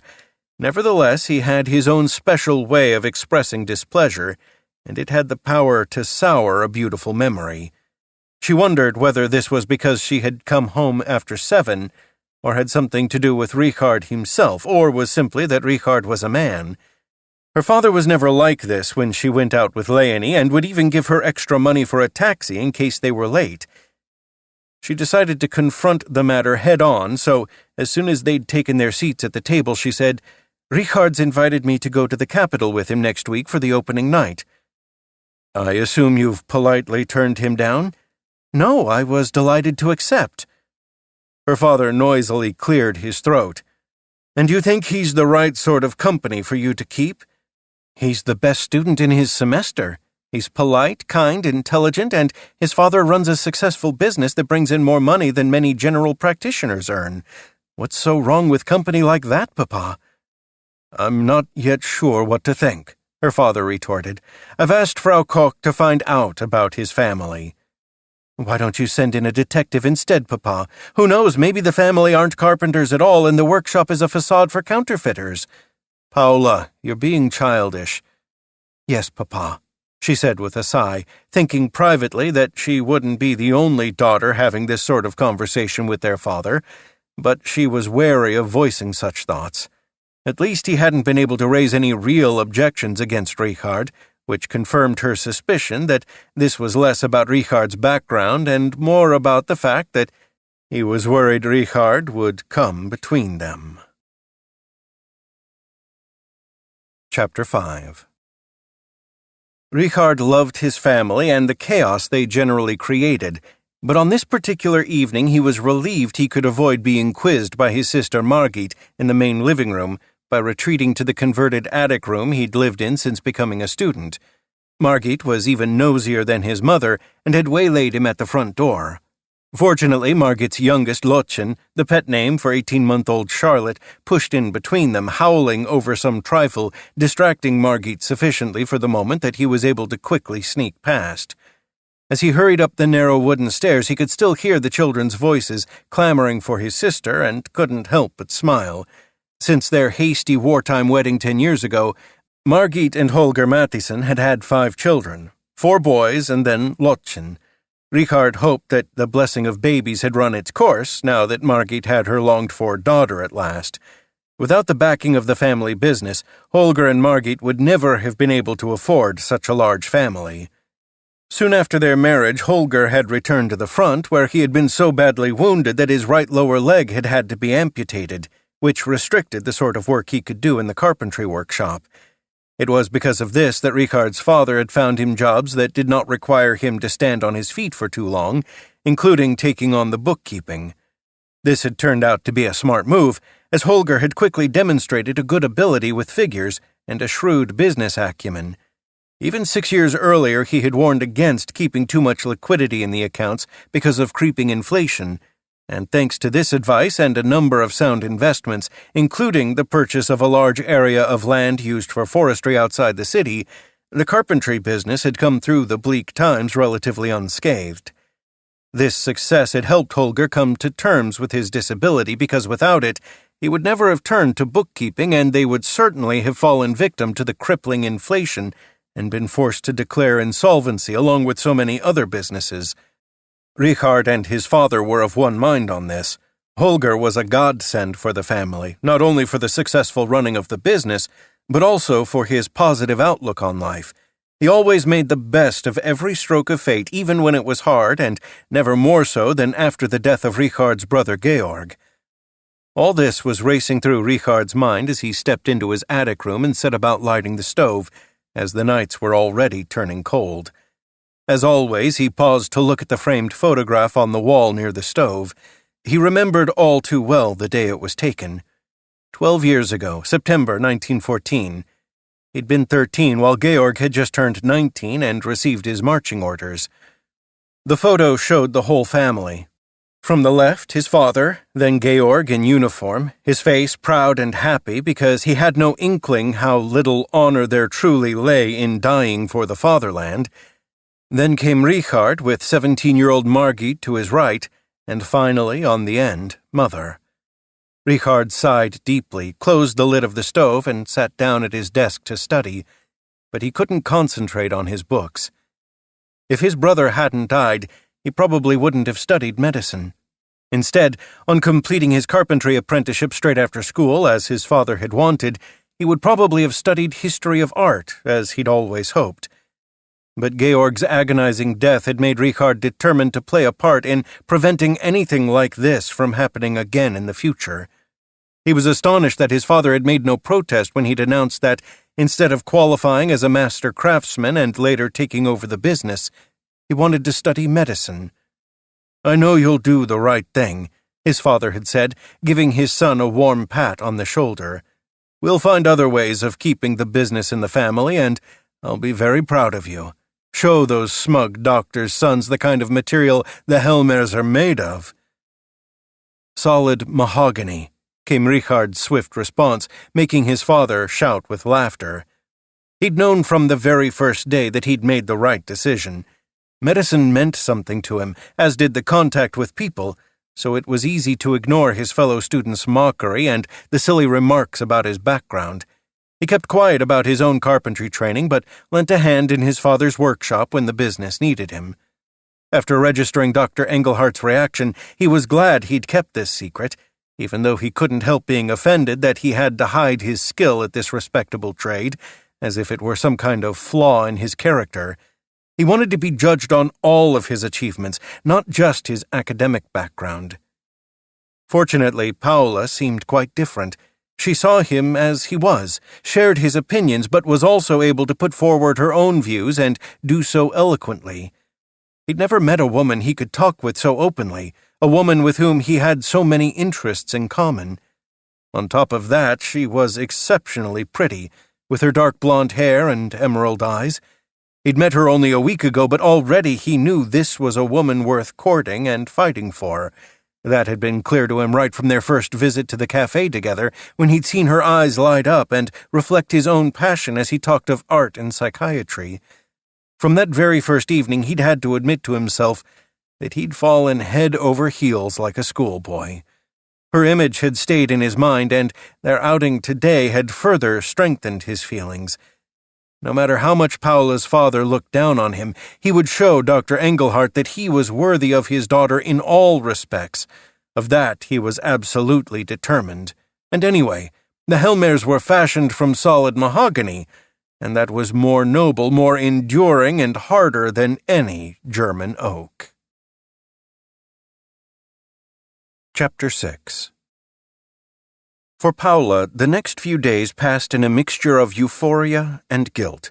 Every thought of Richard filled her with a joyful anticipation and a sense of excitement that stole her appetite and left her in a daze. And yet at the same time, she saw her father's uncertainty growing, not so much because of Richard, but because of his fear of change. Since the death of his wife, his beloved daughter had become his entire life, and now here she was, working towards her professional independence, as well as making room in her heart for another man. Paula had to acknowledge that her feelings for Richard were making her father jealous. This became increasingly obvious when his skepticism persisted, in spite of the fact that Frau Koch's investigations had revealed only the best about the Helmer family. "This is a hard-working, well-respected family of craftsmen," she related on the evening prior to the film premiere Paula was so excited about. "They have a lot of customers, and if the young Herr Helmer can take time away from his studies on a Saturday, he works alongside them so they can fulfill all the orders." Dr. Englehart's eyebrows raised more than a little. "That doesn't say much about the quality of the work. Everyone should stick with what they're trained for. An aspiring doctor cannot do the work of a carpenter's lad. That can't possibly produce a decent result." "Well now," said Frau Koch, leaning forward in an almost conspiratorial pose, "so far as I can gather, his father insisted that he complete his apprenticeship before starting at the university, so he's actually fully qualified." She lowered her gaze before continuing. "And what an advantage that would be! He'd be able to do a few useful jobs around the house later in his own home, wouldn't he?" Paula stifled a smile. Frau Koch was clearly on her side and continually sang Richard's praises. Dr. Engelhart only rolled his eyes, as he'd long seen through his housekeeper's remarks. "I suppose you're telling me I should be grateful that in Richard Helmer I'm getting the perfect son-in-law." Father, it's really not like that yet, Paula said, hastily intervening. I'm only going to the cinema with him. That's how it always begins. With your mother and me, it was the opera. He heaved a sigh. Are you at least seeing something sensible? But I've already told you, it's Faust with Emil Jannings as Mephisto. You can't get much more sensible than that. Her father murmured something and then, looking rather bored, reached for his newspaper. You should know. Paula hesitated, wondering if she should leave it at that, but then decided not to let him get away with it so easily. Papa, which opera did you visit with Mama when you realized how you felt about her? A smile lit up his face. I already knew when I bought the tickets for our box. It was the premiere of Guerneau by Eugène d'Albert, one of those typical German stories of tragedy, heroism, and glory, but your mother loved it. His expression softened at the memory. Faust with Emil Jannings seems far more fitting and highbrow. Then he turned back to his paper while Frau Koch gave Paula a victorious little thumbs-up sign from behind his back. The following evening, Richard collected Paula in the car again. Half of Hamburg seemed to be out on the town, and Richard had to hunt around for somewhere to park. In some ways, the Tree Frog looked rather forlorn amid the superior black saloon cars that flaunted the wealth of their owners, but in others it seemed to Paula a perfectly suitable vehicle for them both. The Tree Frog symbolized her and Richard's fight for their place in society, based on merit rather than gender or background. And as a motor car, it was just as good as the fancy models, delivering men in cashmere coats and women in mink stoles. The newly opened Capitol on Hohe Luftstrasse was one of the most extraordinary buildings Paula had ever seen. The expressionist facade was decorated in terracotta, while inside it was as high and wide as a cathedral. The foyer, too, clearly showed that no expense had been spared by its creators. Silesian marble, artistic wood paneling in walnut, and extravagant gold decoration invited closer examination. Even more impressive than the foyer was the auditorium itself, with over 1,200 seats. Red was the dominant color. A red curtain concealed the huge screen, the orchestra pit, and the stage. All the seats were upholstered in red with gleaming gold frames, while every box was decked out in ebony and embellished with magnificent paneling. Impressive, eh? Wonderful, said Paula. Where are we sitting? We're in a box. He smiled at her in a way that made her heart beat faster. He'd got tickets for a box. She couldn't help but recall her father's words about what he'd felt years before when buying opera tickets for a box for himself and her mother. And this box, still redolent of new wood and fabric, competed with any at the opera, that was for sure. But despite this magnificence, all that mattered to Paula was that she was here with the man whose presence she now craved. The performance was sold out. More than 1,200 people, Paula said to herself over and over, enjoying the thought of so many people gathered together to celebrate the joy of being alive. She rested her hand on the armrest, and no sooner had the lights dimmed than she felt Richard's hand slip protectively over hers. The tingle of excitement she'd been experiencing all week grew as his warmth seeped into her. It seemed an innocent enough gesture, and yet said so much more than words, all the more so when his fingers began gently to stroke hers. She had never realized the magic of something as simple as two hands touching. They had often held hands, but this was different. A moment of intimacy that never went beyond what was proper, but still kept her spellbound. These were his hands, then, with their story of gentleness and strength, not the fine hands of a surgeon, but of a man who could knuckle down to manual work when needed, but who also had a soft side. Paula realized this was more than a crush. This was love. When he delivered her home safe and sound later that evening, he brought his face close to hers, and just before their lips met, he hesitated so as to let her be the one to take the final step. And then there was no doubt. Her lips found his, a delicious combination of the restrained and the demanding, just like his hands. They told her of a man who was both strong and sensitive. Paula knew then that she never wanted to be apart from him, that she wanted to revel in his warmth and closeness for always. As they let go of one another, he whispered to her, "You do know I love you, my wonderful Paula."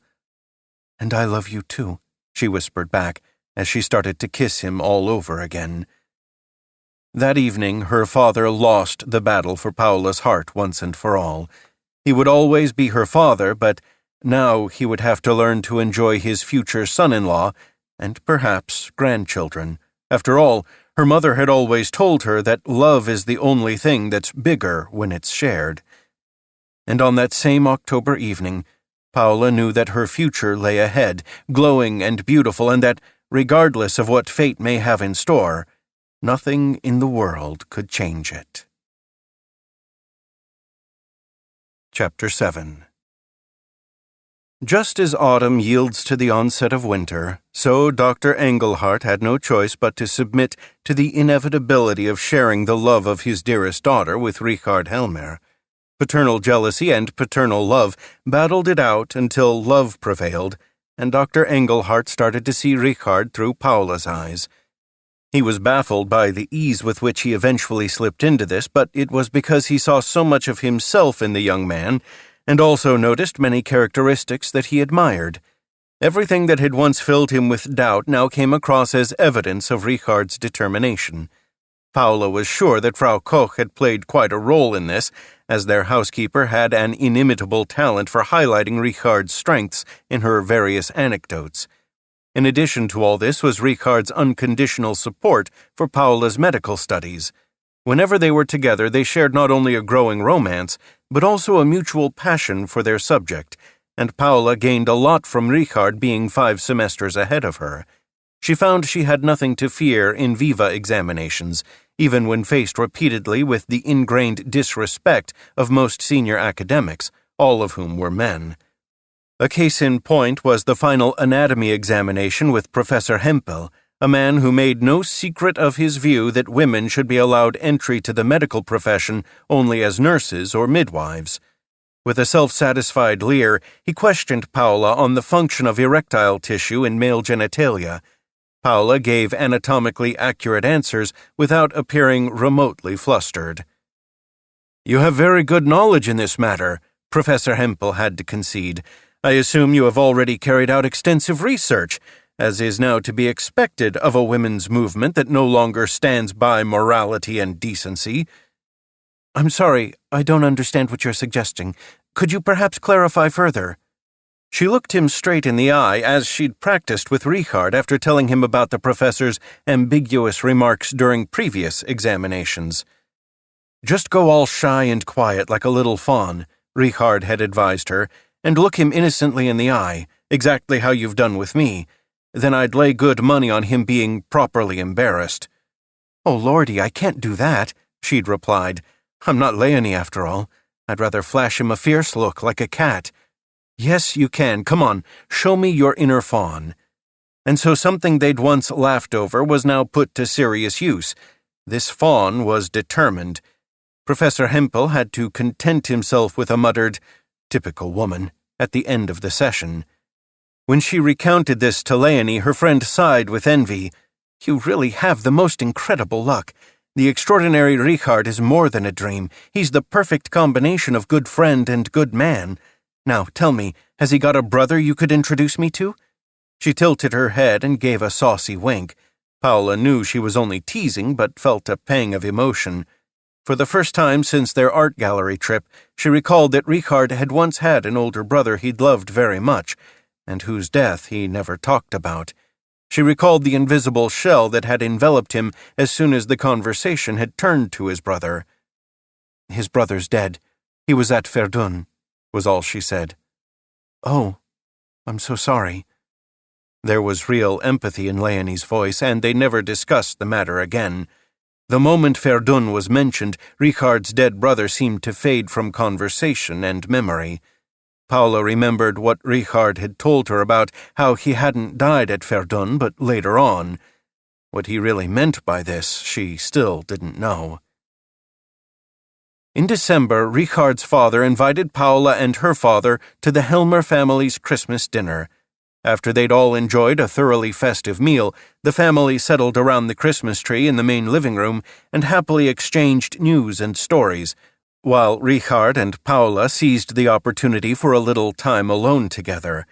It was the first time Richard had shown Paula his attic flat, as they had usually met either at Paula's home or at the university. Anything more would have been a step too far for Paula's father, and Richard was careful not to do anything that would make Dr. Engelhardt think badly of him. Paula was admiring the wood paneling on the walls when she spotted the framed family photograph near the stove. "Is that your brother?" she said, pointing to the young man in uniform. Richard nodded, and it struck her how quickly his expression changed. His face was so sad that she felt tentative about broaching the subject. "Yes, that's Georg. The Georg we all knew and loved." "Do you prefer not to talk about him?" Her voice was timid. He took a deep sigh.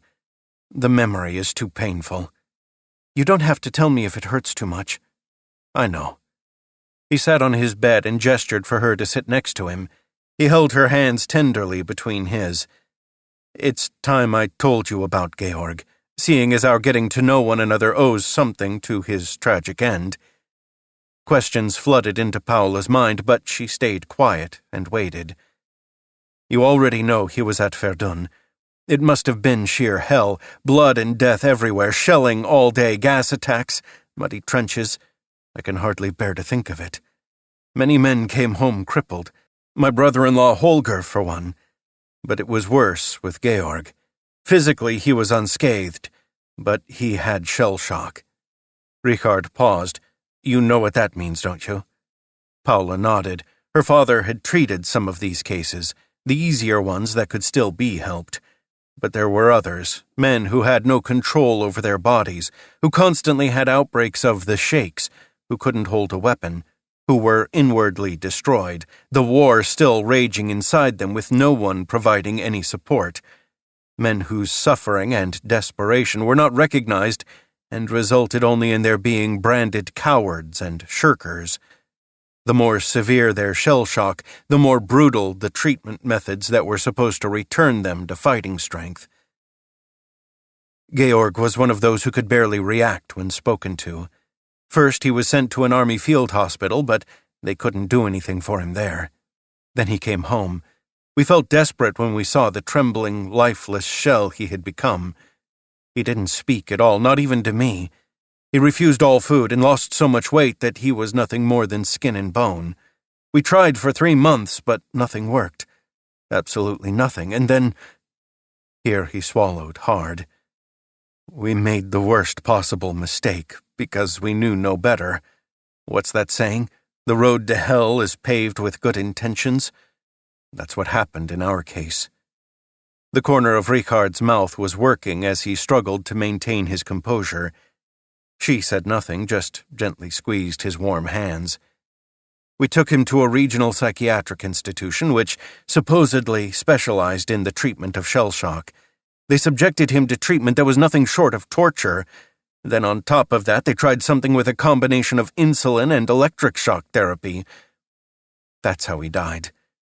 I saw his body when he came for burial. It wasn't my brother. It was an emaciated, starved, and tortured corpse. We should never have left him at the mercy of the unscrupulous doctors at that place. We should have been more willing to give it time, but we didn't know any better. We thought it was the best thing to do. A single tear ran silently down Richard's face. "I'm so deeply sorry," Paula whispered. "But as you said, none of you could have known. Most bad shell shock cases spend the rest of their lives being cared for. A lot of psychiatrists believe they can do whatever they like with these patients, and that if they die, at least they stop costing anything to society. It's like that booklet by Hoch, allowing the destruction of life unworthy of life." Richard's tone was full of bitterness.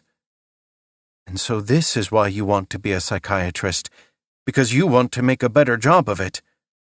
He nodded. "I want to help those without a voice, and if I can't help them, then I want to be sure they live in dignity at least, and are not robbed of their individuality and humanity. There must be an end to describing them as parasites and an expensive burden on society. That's why I would always oppose people like Hoch and anyone else who estimates human worth in numbers and productivity. I owe that to Georg, as well as to all the sick who are now being treated like lepers were in the Middle Ages. And I don't want to hear anything more about mercy killing, about it being kind and charitable to kill someone who can't make their own decisions. And that's what you'll do, Richard. We'll do it together, you and I. She kissed him tenderly, but his mind was still tangled up in those stark memories, and at first his response was muted, until his natural passion took over. "Do you know what I'd like you to give me for Christmas?" he asked her once they'd let go of each other. Didn't the Stefan Zweig anthology appeal? She was teasing him now, as she knew perfectly well how much he admired Zweig's work. He didn't pick up on that, saying instead, "My parents keep an allotment in Moorfleet with a cherry tree. When it blossoms next spring, and if you're not tired of me by then, I want us to get engaged under that tree." Paula's heart leapt. "You seem to be proposing, suggesting we get engaged in the spring." "That's right. Or am I supposed to get down on one knee like in a bad Rudolph Valentino film? That's not my style." "Definitely not. You'd rather stay firmly on your feet." "Exactly, or else I can't carry you over the threshold." He gave her a glorious smile, and the sadness that had consumed him earlier vanished. The past might have left him wounded, but wounds can heal, and Richard was positive enough in outlook to learn from bitter experience and make the best of the future. Paula remembered another thing her mother used to say. "We can't change the past, but we can shape the future." "I guarantee I'll never tire of you. I love you, and I'll always love you, even if the world collapses around us. But why should we wait until May?" "For 2 reasons.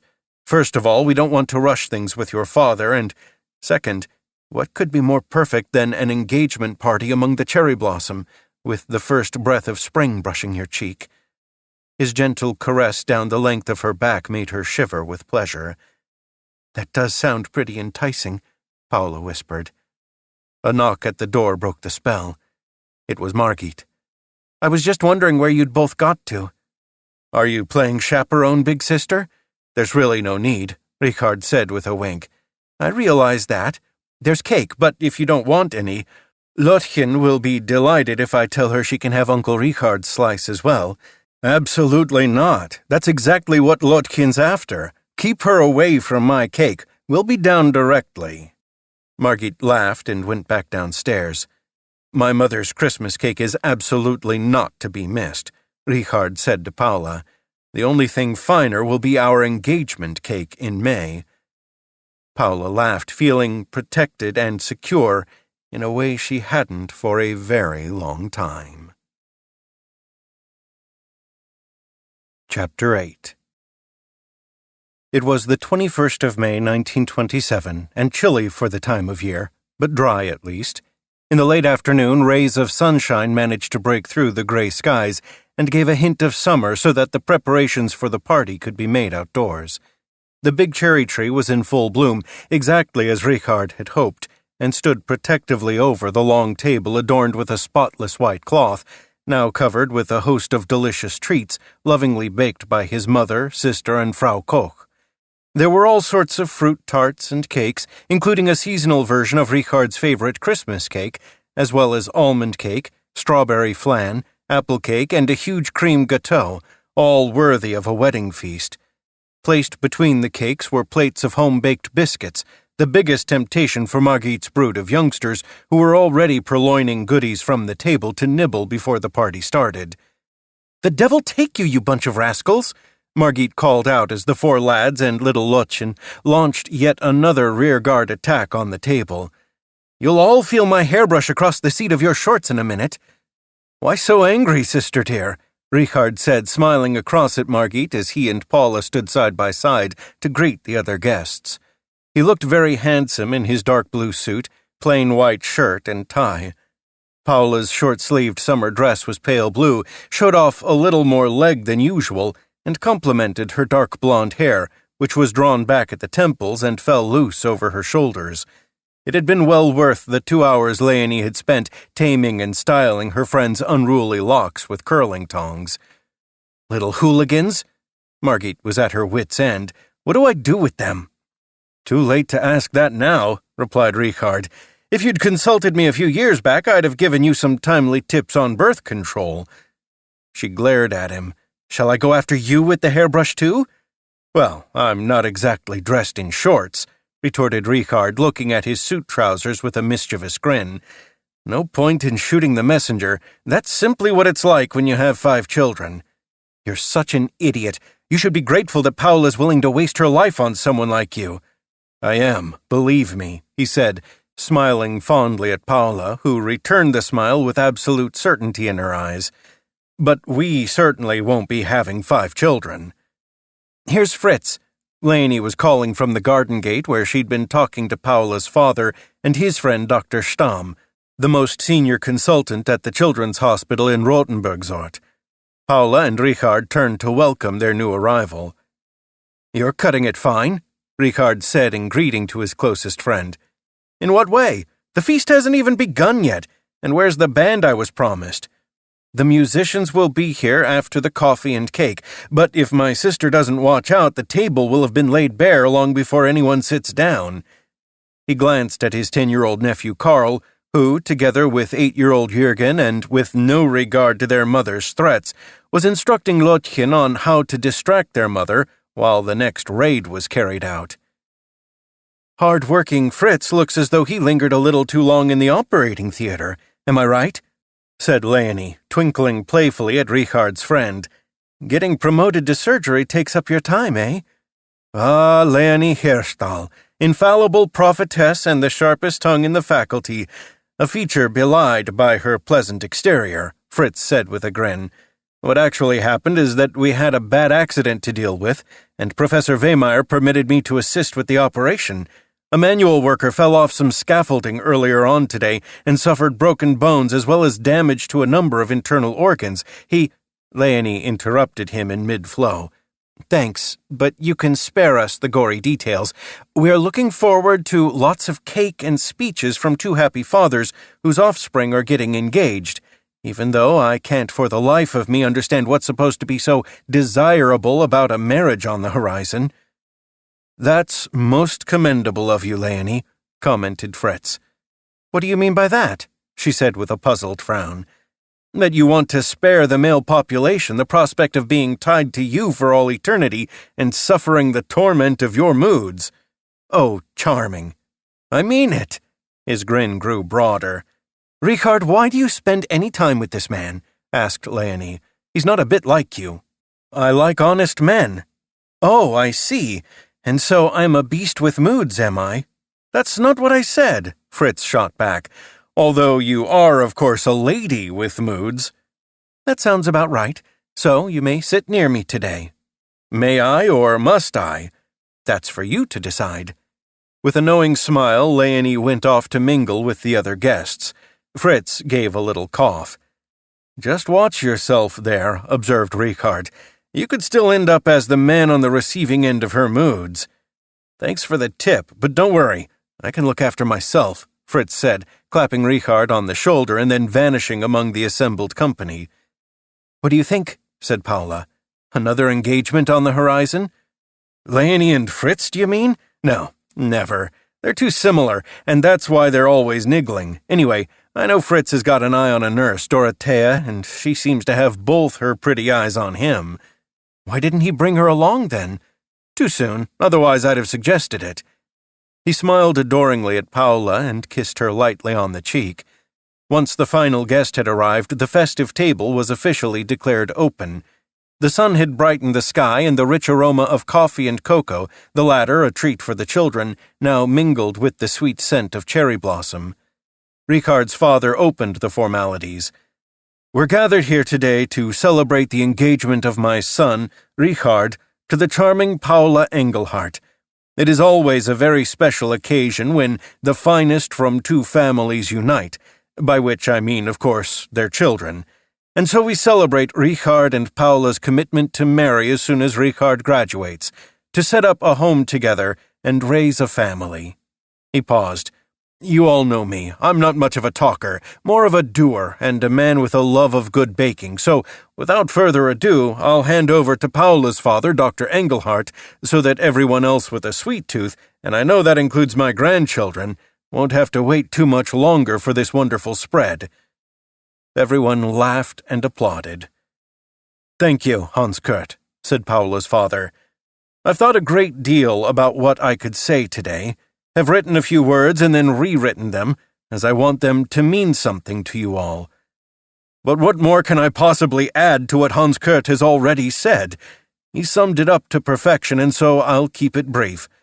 I'll admit that I was highly skeptical when I first met Richard. This wasn't because of you, my dear Richard, but quite simply because a father needs time to feel sure that his daughter is giving her heart to the right man. If one day you have a daughter of your own, you'll understand. Every young man poses a potential threat to your child's happiness until one of them wins over the father's heart too. And that's precisely what you have done, through your inimitable patience, your faultless behavior, and your reliability. I cannot think of anyone I'd rather see by Paula's side. And now let us enjoy at last the wonderful delights on offer. More laughter and even more applause. Leonie whispered to Paula, Now that's what I call two really good speeches. I hope they do the same on your wedding day. But do you really both want to wait until Richard finishes? Yes, Paula whispered back. Richard wants to be financially independent when we're married. So he's prepared to go without the marital pleasures? Leonie, you're so indiscreet. You already know that. So, are you waiting, or... You know what I'm getting at.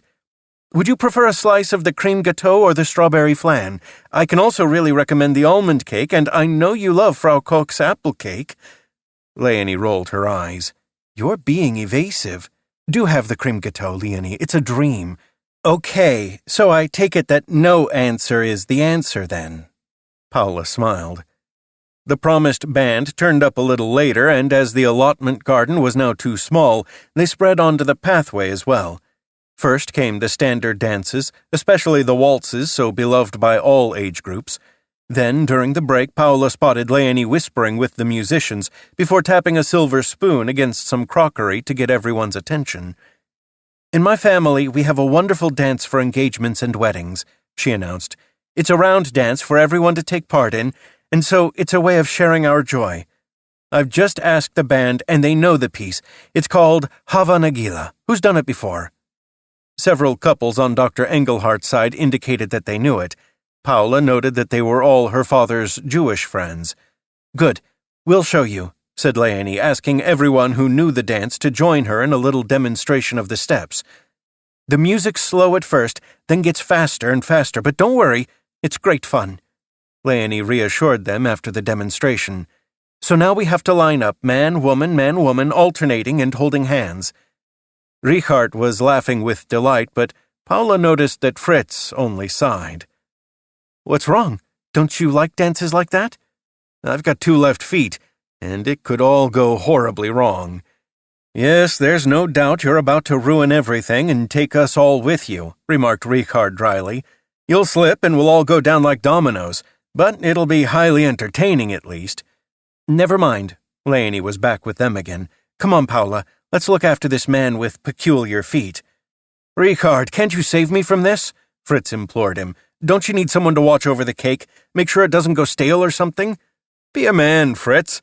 Anyone who can cut open people's stomachs can manage this. So much for empathetic psychiatrists, muttered Fritz, as he obediently held hands with Paula on one side and Leonie on the other. Once they'd all lined up and the music had started, Fritz showed himself to be no more inept than anyone else trying the dance for the first time, and as soon as it had finished, he was among those calling for a second round. There, you see? Feet cured, asked Leonie. Well, you know, I clearly underestimated my ability yet again. You're modest enough to be a future Professor Sauerbach. Richard liked teasing his friend. Fritz grinned. Save your breath for the next round. The music could well be a lot faster. He was right there, and a few of the older guests got quite puffed out.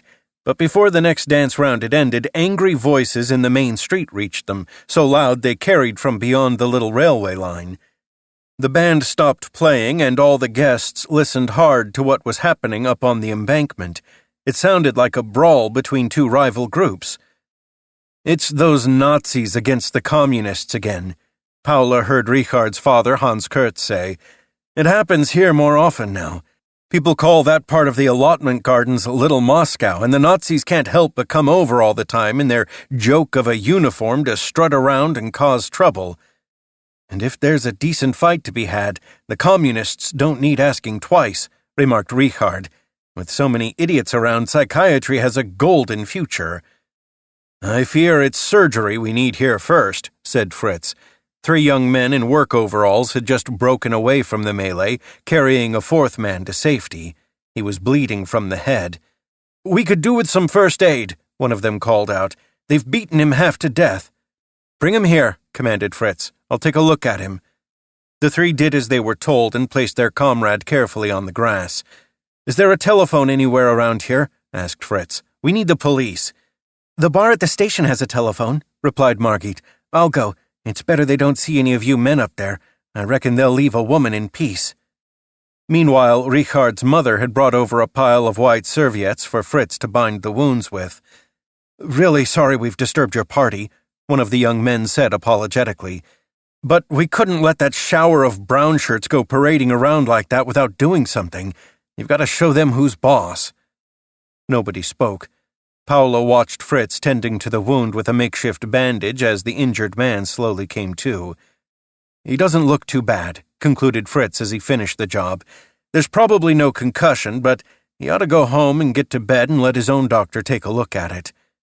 The brawl was still in full flow, and Paula was wondering whether Margit had managed to get to the station without mishap when 4 men in brown shirts broke away from the fight and followed the path down toward the Helmer's allotment. They stood in front of the assembled guests. "We're looking for 4 agitators who attacked us for no reason," said the eldest one, 20 at most, a wiry lad with a pleasant enough face but for his hostile expression. Richard's father stepped forward. "This is a private party," he explained. "We have no knowledge of agitators, only of an injured man to whom we have given first aid." "We'll look after him," said the young man in the brown shirt. "Hand him over to us." "I'm not handing over anything to you. Disputes between rowdy youths are of no interest to us. That's a matter for the police. What we do know is our duty as German citizens to offer first aid to the injured. Do you understand? They're commie swine." "I don't care who they are." Richard's father was emphatic. "I would like you to leave, because this is a private party. As for the rest of it, it seems to me that the party whose badge you're wearing is very much in favor of protecting German blood, so please leave now before any more German blood is spilt." "Is that a threat?" "No, it's a request for you to leave and to stop beating people who have taken refuge here. If you choose to disregard my request, you'll soon find out that our guests include a large number of strongly built manual workers who know only too well how to use their fists and would have no hesitation in showing any troublemakers it's our right to be here." Before anyone could say another word, there was a sound of police sirens. Paula heaved a sigh of relief. Margit had made it. "All right, we'll go," said the young man, giving way. "But I'm warning you not to engage with any more communists." Richard's father stared at him in silence, then turned away. The 4 brown shirts took themselves off. "Thank you," said one of the young men. "I didn't do it for you," replied Richard's father in a stern voice. "I only wanted to stop more heads getting smashed in. Street fights make no sense to me whatsoever, regardless of what they're about or who's involved. Now, gather up your comrades and get out of here. You should show us more understanding. Those Nazis are dangerous. When I see what your political idols are getting up to in Russia, I'd say they're equally dangerous," retorted Richard's father, his expression fierce. "And now I bid you good day." Once the 4 communists had left, Richard's father asked the band to play another waltz, saying, "I need something to calm me." Then he took his wife by the hand and danced with a vigor Paula would never have thought possible for a chap of his age. "So, how about us?" asked Richard, following her gaze. He held out his hand. "My pleasure," she said. "It would be shameful if we didn't have the staying power of our parents." Chapter 9. Saturday, August 6th, 1927 was the first time Richard deliberately entered false information on an official document. This was the registration form at a little guest house in Binz on the island of Rügen, where he wanted to spend a few carefree days with Paula. He registered them as a married couple, Richard and Paula Helmer.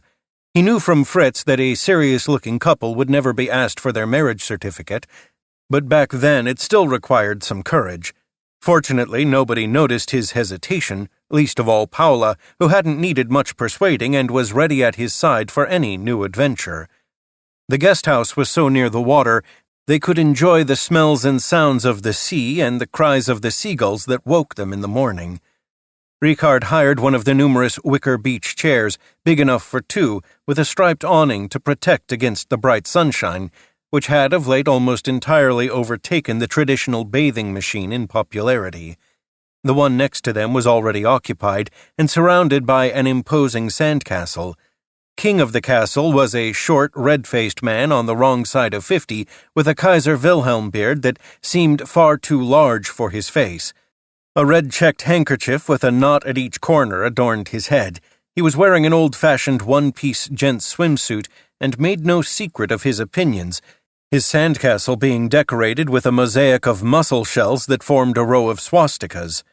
The king's fair wife, clad in a full-length blue and white bathing dress with long sleeves, took a long and disparaging look at Paula's deep red modern swimsuit, which left her arms and legs uncovered, while Richard had to put up with the red-faced man's discourse on how a decent German man should wear a respectable one-piece instead of going around in newfangled swimming trunks looking like Friedrich Ebert, although he made no comment on Paula's outfit.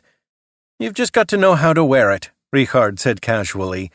He called to mind the photograph of the former president of the Reich on the beach wearing poorly fitting bathing trunks, with the caption created by his political opponents, "A Republic Exposed," something which had done the rounds hundreds of times and given rise to a number of satirical songs. But nothing had stopped the triumphant progress of swimming trunks, and when Richard cast his eye around the beach, he realized that he and Paula were far less conspicuous than their conservative neighbors. "I think we need our own sandcastle in this hostile environment," he whispered to Paula. "I'll get hold of a toy bucket and a watering can while you go and collect some shells and little pebbles to make our own mosaic with." He gave her a conspiratorial wink. "What kind of mosaic do you have in mind?" "One that'll drive this Nazi mad." "You can't leave it alone, can you?" She gave him a playful nudge, then went down to the water's edge to fetch what he wanted. While Paula went looking for shells, Richard built a wall as high as their neighbors, using the watering can to moisten the sand and patting it down with the spade. Once Paula had returned with her bucket nearly full, she settled down on the beach chair. "Do you know, I could sit here for hours watching you do that," she said to Richard, "with your lovely athletic body all glistening with sweat." "And now we've got to listen to this smut," hissed her virtuously veiled neighbor. "Whatever next?" Richard burst out laughing and took a while to get back to work as a result. Their neighbor shook her head in disgust. Her displeasure increased when she saw that Richard and Paula were decorating their castle with pebbles placed in such a way as to bear a suspicious resemblance to the Star of David that Leonie sometimes wore as a pendant. "They're Jewish stars," barked out the king of the castle. "Don't tell me you're Jews." "What on earth are you on about?" Richard's face was a picture of innocence. "They're only a few starfish and other little finds from along the shore. But as you're from India, I expect you're not familiar with German customs." "India?" the man said, bristling. "Have you quite lost your mind?" Paula struggled to conceal her mirth as Richard continued, with a deadpan expression on his face. "Well, you know, you're wearing a turban of sorts, and you've decorated your sandcastle with the swastika, the Indian symbol of good fortune, so that's why I thought, Oh, so you're not from India, then? That does explain why you speak such good German, of course." Paula could no longer contain herself and screamed with laughter. "That's the last straw, running around half-naked like a jungle savage, flaunting Jewish symbols and insulting decent German citizens. I'll be reporting this to the lifeguard." "Well, you're free to do that, of course, but I really wouldn't know why a man can't be permitted to decorate his own sandcastle with little bits and pieces from the beach. And what is really so exceptional about my style of swimming costume, which, as you so rightly mentioned, was considered fitting 8 years ago for the President of the Reich, and is now being worn by most of the men here. Or at least by those men with the figure for it," added Paula as she ran her hand over Richard's shoulders and planted a kiss on his cheek. "I cannot allow this. I'm getting the beach superintendent." "Willibald, do calm down," said his wife. "Don't waste your time on these vulgar people." Willibald carried on mumbling to himself for a while, then settled back in his beach chair. Richard drew Paula towards him. "How about a well-deserved cooling dip in the Baltic?" "Lovely," she whispered to him. "Otherwise these two will have heart attacks." It was a wonderful summer's day with a cloudless, brilliant blue sky. The waters of the Baltic shimmered a beautiful shade of green that for Richard invited comparison with Paula's eyes, and yet also were so clear he could still see his feet when standing shoulder-high in the sea. Not even their neighbors on the beach could spoil a day like this for them, particularly as Willibald was now contenting himself with unintelligible grumbling whenever he looked over in Richard and Paula's direction. Early in the afternoon, a family with 2 children came to occupy the beach chair to Willibald's other side. As the boys played boisterously in the sand, they destroyed much of Willibald's castle by tumbling against it in their free-for-all. "Pesky kids!" shrieked Willibald. "Can't you keep control of your brats?" Willibald's reaction had quite an impact on the father, who immediately called his sons to order and, with Prussian sternness, instructed them to rebuild the good gentleman's sandcastle. Richard and Paula looked on in amusement at the untroubled way in which the 2 boys set to work, effortlessly heaping up the walls of the castle once more, but struggling to put the swastikas back together. This made Willibald splutter with anger again as he explained how these ham-fisted lads should know how to put together a presentable swastika, and then he delivered a monologue about the magnificent party that the symbol represented. The boys seemed uninterested, but their father listened intently. Willibald, delighted with this audience, cheerfully continued his little speech. "The National Socialist movement has one purpose, and that is to serve Germany and to help the German people regain their ancestral position among other peoples. The disreputable policies of previous governments has resulted in Germany becoming the plaything of foreign powers. It is time to secure Germany's position in the world and to push forward with our foreign policy with our heads held high. The National Socialist movement is for the people, for social justice and against the sequestration of private property, as preached by the communists. Our salvation lies with this social and national movement so that our children and our children's children will not suffer the debts of Versailles and enslavement to foreign powers." "That sounds reasonable," commented the father. "Yes, it's actually a remarkable movement," chipped in Richard. "To take just one example, did you know that members of the National Socialist Party don't greet each other with hello like normal people do, but instead fling their right arm high in the air and yell, 'Heil Hitler'? This has the great advantage, of course, of ensuring that everyone knows the name of their leader, but it would be hard if he had a name with more than 3 syllables. Suppose that someone of Polish ancestry were to become leader at some point and were called Kotowskowski. Polacks and their sort have no place in the movement," shrieked Willibald. "Oh, I see," said Richard very casually. "Well, that's all right then." "You like to badmouth everything, don't you?" Willibald said, looking at Richard with disdain. "But even you will eventually understand where Germany's salvation lies." He left it at that. "Thank God he didn't finish up saying Heil Hitler," whispered Richard to Paula.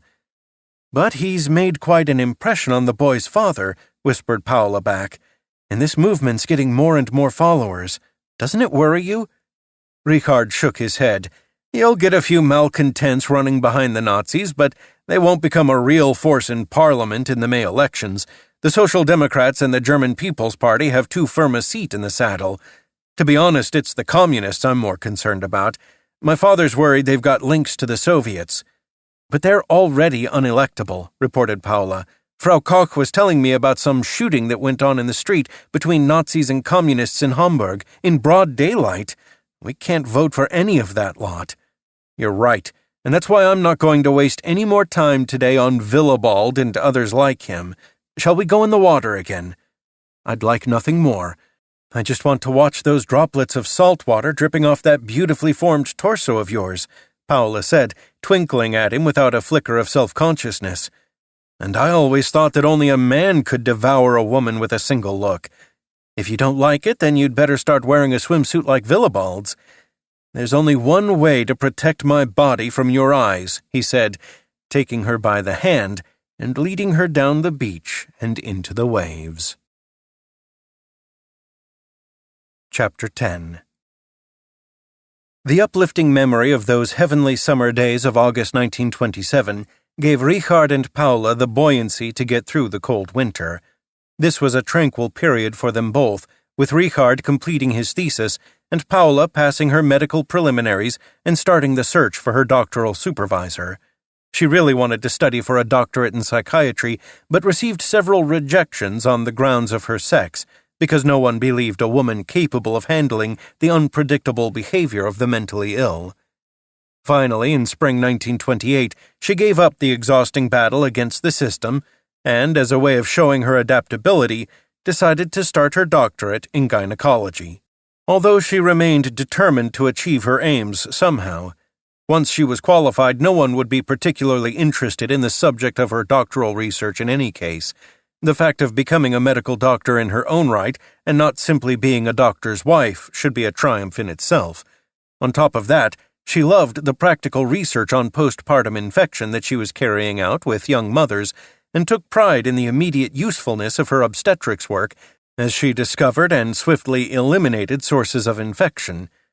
Her father felt that she had a distinct advantage over men in obstetrics and gynecology and should consider making this her specialist field, but Paula still cherished the dream of becoming a psychiatrist, although only her father and Richard thought her capable of it.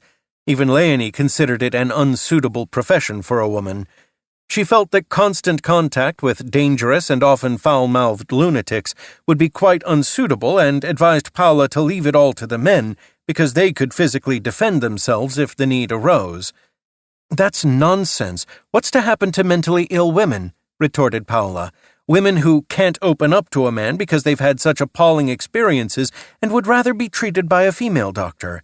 And how come female nurses are allowed to work in asylums with male patients? They seem able to manage." "But you'd be much more respected as a gynecologist." Leonie didn't give up easily. "Mad Doctor is not an impressive title." "And what's your own specialization going to be?" Paula said, quickly changing the subject. It pained her to discuss anything with Leonie if all she got back was the same reactionary outlook as she did from the old fossils in the faculty. "I want to work in pediatrics." Leonie was very clear on this point. "I stand a really good chance of Dr. Stamm taking me on when I graduate, without having to do a full doctorate." "A medical doctor without a PhD?" Paula raised her eyebrows. "Why not? I'm not after an academic career. I just want to help people." "But why children when you've always been so clear about never getting married?" "That's more to do with a married woman having no rights. It doesn't mean I wouldn't want children. Who knows? Maybe when the time is right, I'll seek out the ideal father, one with all the right hereditary requirements." She gave Paula a meaningful wink. "That sounds rather like the political party we're not keen on," commented Paula. "What would be the right hereditary material for you, then?" "Someone who looks like a film star. All he has to do is be thoroughly seductive. I'm the one with the brains." "Leonie, darling, you're incorrigible." "I know that. But are you and Richard any better with your regular jaunts to nice little guest houses in remote places?" "We're engaged." "Precisely. Engaged, not married. Doesn't that mean you're doing something sinful and forbidden?" Leonie gave Paula a good-natured pat on the shoulder, but said nothing further.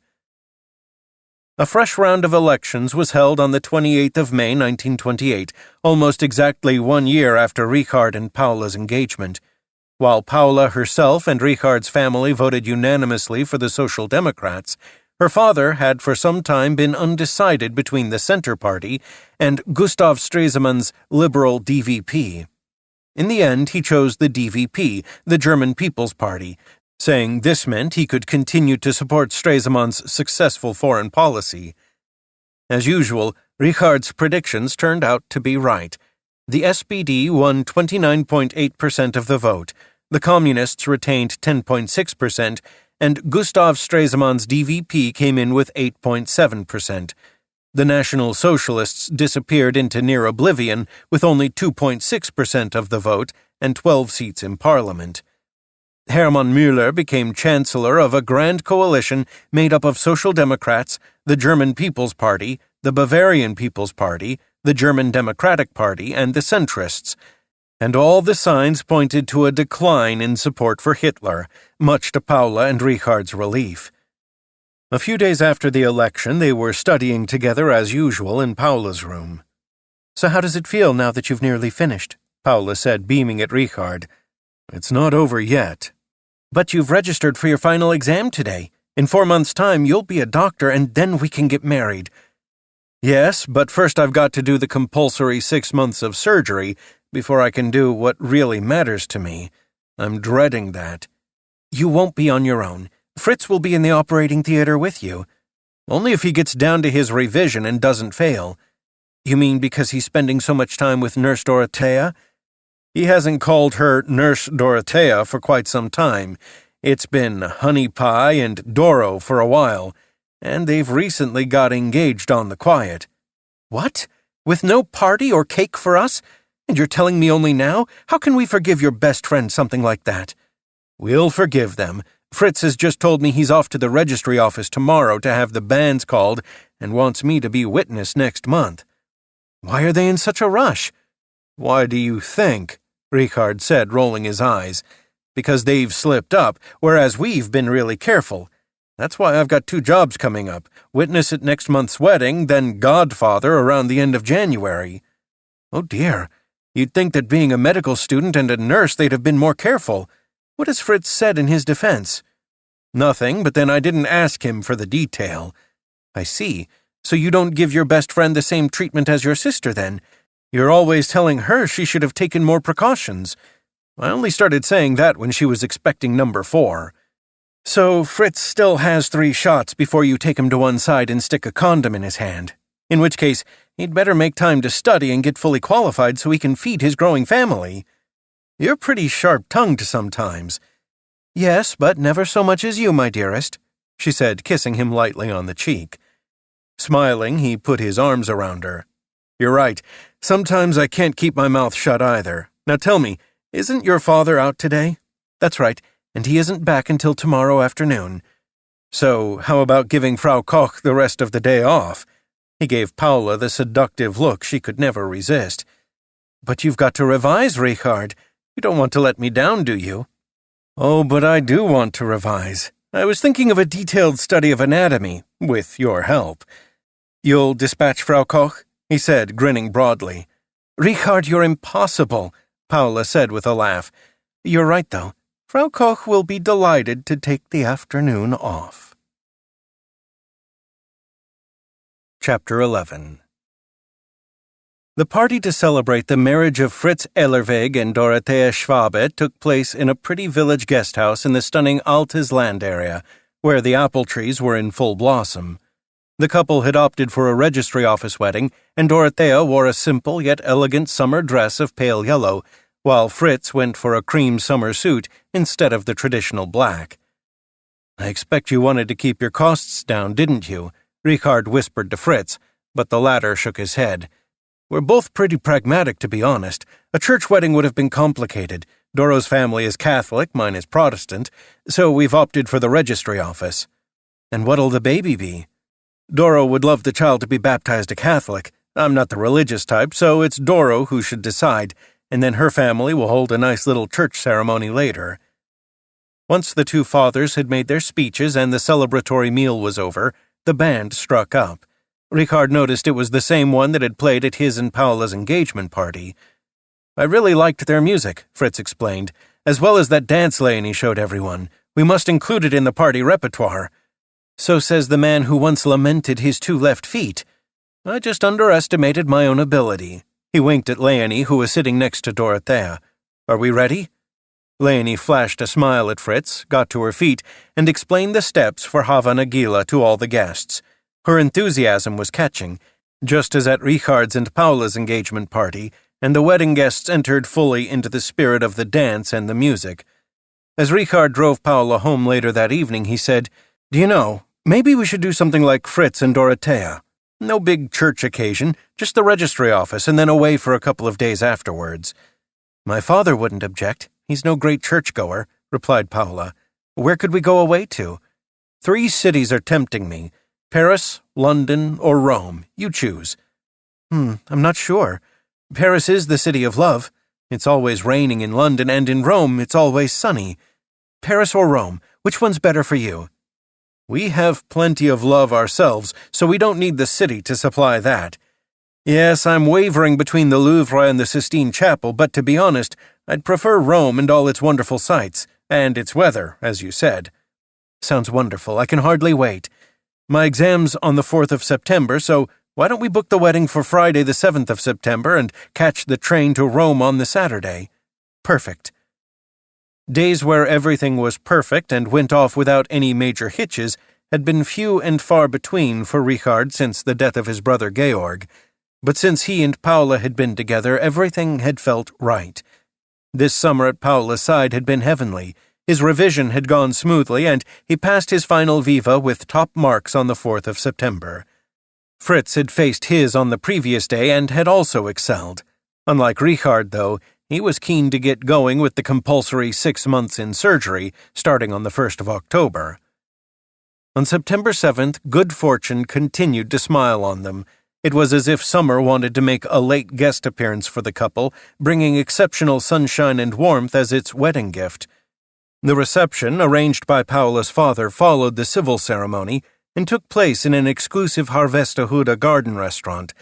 Paula and Richard had taken their cue from Fritz's wedding and shunned expensive outfits, something both Paula's father and Frau Koch had happily accepted, somewhat to the bride's surprise. Spending a lot of money on a dress you wear only once in your life is a waste, agreed Frau Koch, who was usually more romantically inclined. Richard's father's behavior was out of character too, as he had started to find excuses not to lend his son the car.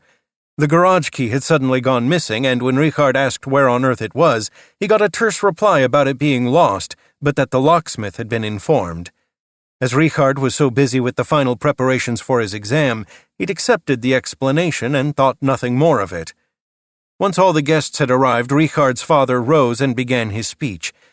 Dear Paula, dear Richard, you know I don't go in for a lot of words, and I like to get straight to the point. I wish you a marriage that is happy and blessed, and that brings you everything you both seek. We want to give you the best possible start at this new and important time in your lives, and have done a lot of thinking about what would give you the greatest pleasure. We all know it's customary to give the bride and groom a dinner service and items for the house, but it's a matter of taste and can go embarrassingly wrong. My wife and I can tell you a few stories about that. The dinner service we were given when we got married was so ugly that we kept it in case we ever had guests we didn't want to stay for too long.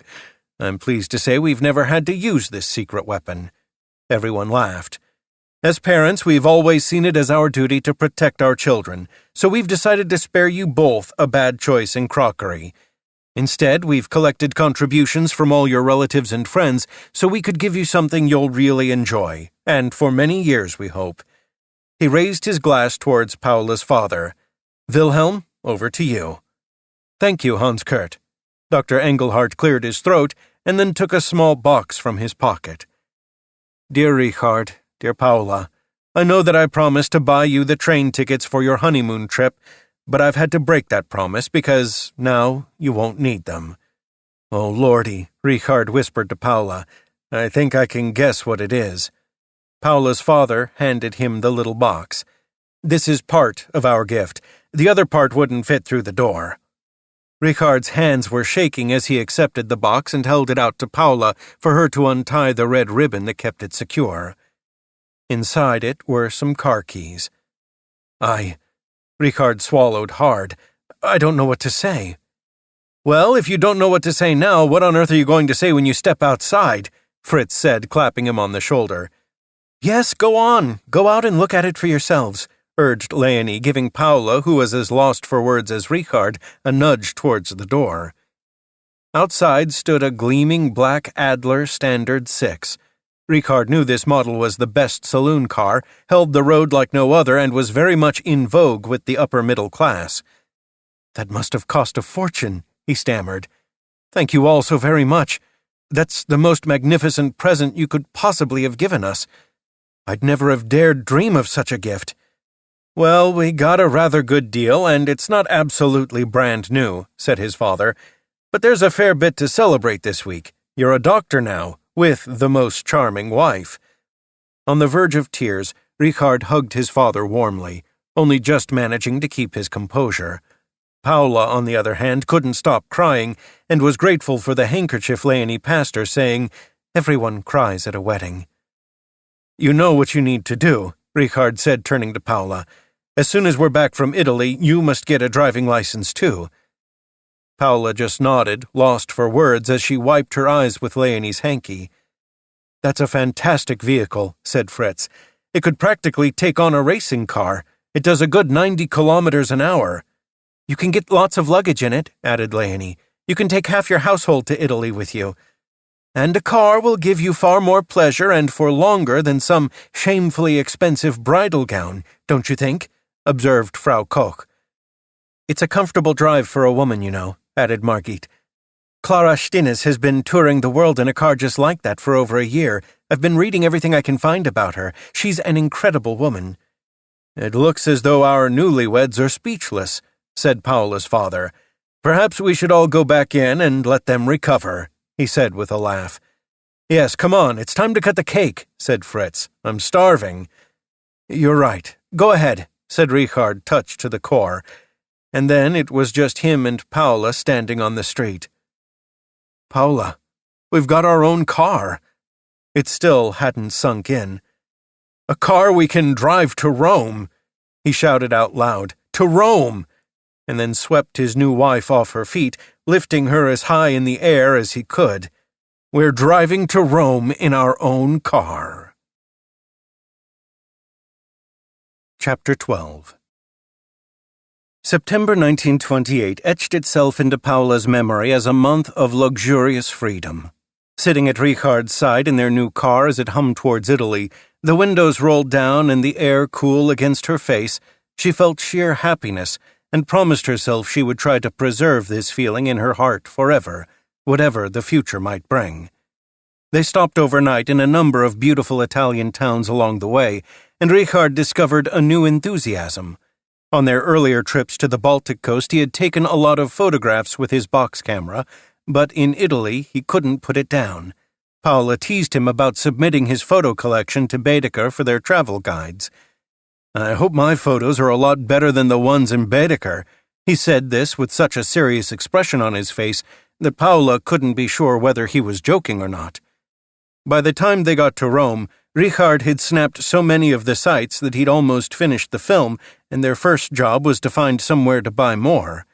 Their landlady couldn't help as she spoke only Italian, and Richard's efforts with bits of Latin didn't get him very far. The language of Julius Caesar lacked the necessary vocabulary. "Oh well, we'll find somewhere," said Richard. "There's bound to be someone selling film near the Colosseum." They were staying on the outskirts of the city, so they drove in to enjoy the sights. Richard parked within sight of the Colosseum and asked Paula to sit on the car bonnet. "I'd love a picture of you like that with the Colosseum in the background. For posterity, proof we were really here." Paula slid up on the bonnet. "Can you go a bit more to the left, darling?" She did. "No, not that far, more in the middle." She sighed, but did as he asked. "And now look a bit more cheerful." She attempted a big smile. "Not like that. You look as though you're going to bite someone. A little more pleasant." "Richard?" "Yes, darling? Just take the picture or it'll be you getting bitten." He got on with it. Once Richard had used up the rest of his film at the Colosseum, they once again went off in search of a place to buy more. His knowledge of Latin didn't help this time either, and modern Romans were at a loss as to what he wanted. Richard would point at his camera and get puzzled looks in return. Paula had to stifle her laughter at the sight. Richard and the locals all equally stumped. At last, an elderly man made his way through the little crowd that had by now gathered around the honeymooners. "You're from Germany, are you?" He spoke excellent German. "Yes, from Hamburg." Richard sounded delighted. "I'm looking for somewhere to buy film for my camera." "Oh, Hamburg, the Ulster, what a lovely city." The elderly Italian was rapturous. "I haven't been to Germany since the war. My daughter married a German fellow. They live in Hanover." He led them to a small shop a few streets away and called out something in Italian. The only word Paula caught was Luigi, as the old chap pointed at Richard and his camera. Luigi nodded and showed Richard his stock of film. When Richard heard the price, he bought the whole lot on the spot and was given a heart-warming farewell by Luigi and his 7 children. "Film like this costs 3 times as much in Hamburg," said Richard happily once they were outside. "And you've put bread on the table for the whole family," came Paula's dry retort as he stashed his hoard in the boot of the car. "At least you refrained from giving them unsolicited advice on birth control. The Italians love a large family. It's quite normal for them to have 7 children. It wouldn't occur to me to try and talk people like that out of it. You just saved that for your sister, then." This is the end of disc number 2. Please insert disc number 3. This is disc number 3. That's right. Talking of big families and rejecting birth control, we haven't been to the Vatican yet. I absolutely must take some photos there. Now there's a strange line of thought, Paula observed with a shake of her head. Then she linked arms with her camera-mad husband as he led her in pursuit of yet more marvelous pictures. The September sun shone down so warmly on their way to the Vatican that Paula treated herself to a broad-brimmed straw hat to protect her fair skin from any sunburn. They didn't get even a glimpse of the Pope, of course, but Richard managed to persuade one of the uniformed Swiss guards to allow him to photograph him alongside Paula. Then Richard explained to the helpful man how the camera worked and got him to take a picture of him and Paula in front of St. Peter's. The guard was very willing and even ended up taking a picture of Richard and Paula standing among all his colleagues, also in the distinctive uniform. By the end of their trip, Richard had taken a huge number of photographs as a permanent memory of their honeymoon, and to give the folks back home at least an impression of the beauty of Rome in the September sunshine. Chapter 13. On January 31, 1929, Richard stood alongside Fritz in the operating theater for the first time since their student days. As a rule, only one of the two operated with Professor Wehmeyer, but on this particular day he had brought them both in because this was an unusual case. There had been more shooting between communists and National Socialists, and the victim had been hit several times in the abdomen. In wartime, this was a common injury, but in peacetime, it was very rare, and the professor wanted them to have the experience of seeing something of this kind. Let's hope that operations like this remain the exception, but it is important that every surgeon knows what to do in case it becomes part of our daily work in the future. It was on the tip of Richard's tongue to say that he would be working in psychiatry after April and had no intention of ever setting foot in an operating theater again, but he remained silent as he valued and respected Professor Wehmeyer's insightful approach to their work. The bullets had left devastating wounds. One had entered the liver, one had ripped the spleen, and 3 others had torn into the digestive system.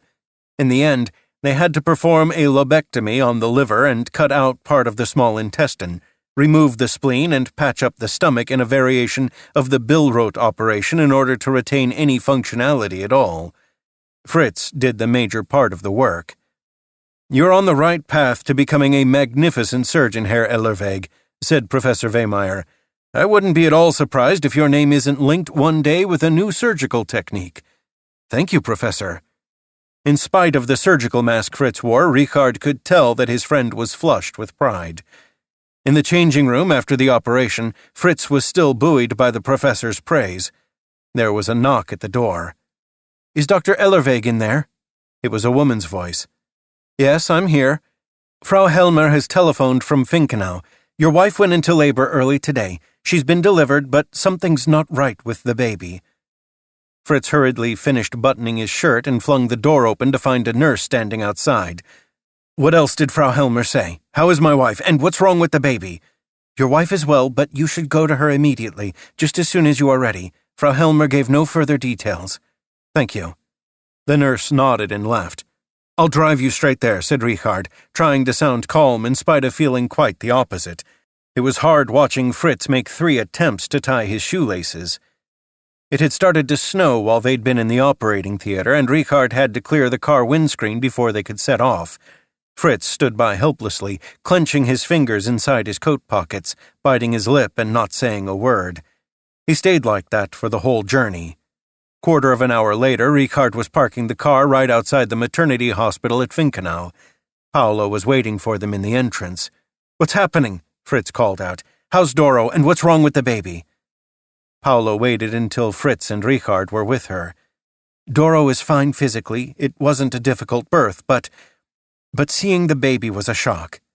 Why, for goodness sake, tell me what's wrong, begged Fritz. Paula took a deep breath. Richard's belly tied itself in knots as he watched her try to keep her composure. It's a little boy, and he has a severe deformity. She spoke quietly, quickly wiping a tear away before it could spill from the corner of her eye. He's anencephalic. Looking horrified, Fritz stared at her. What's that mean? He's been born with no head? No, not that. But he's been born without the cerebrum. Much of the skull has not developed and the midbrain is exposed. It's a miracle he was born alive. He'll die in the next few hours, days at most.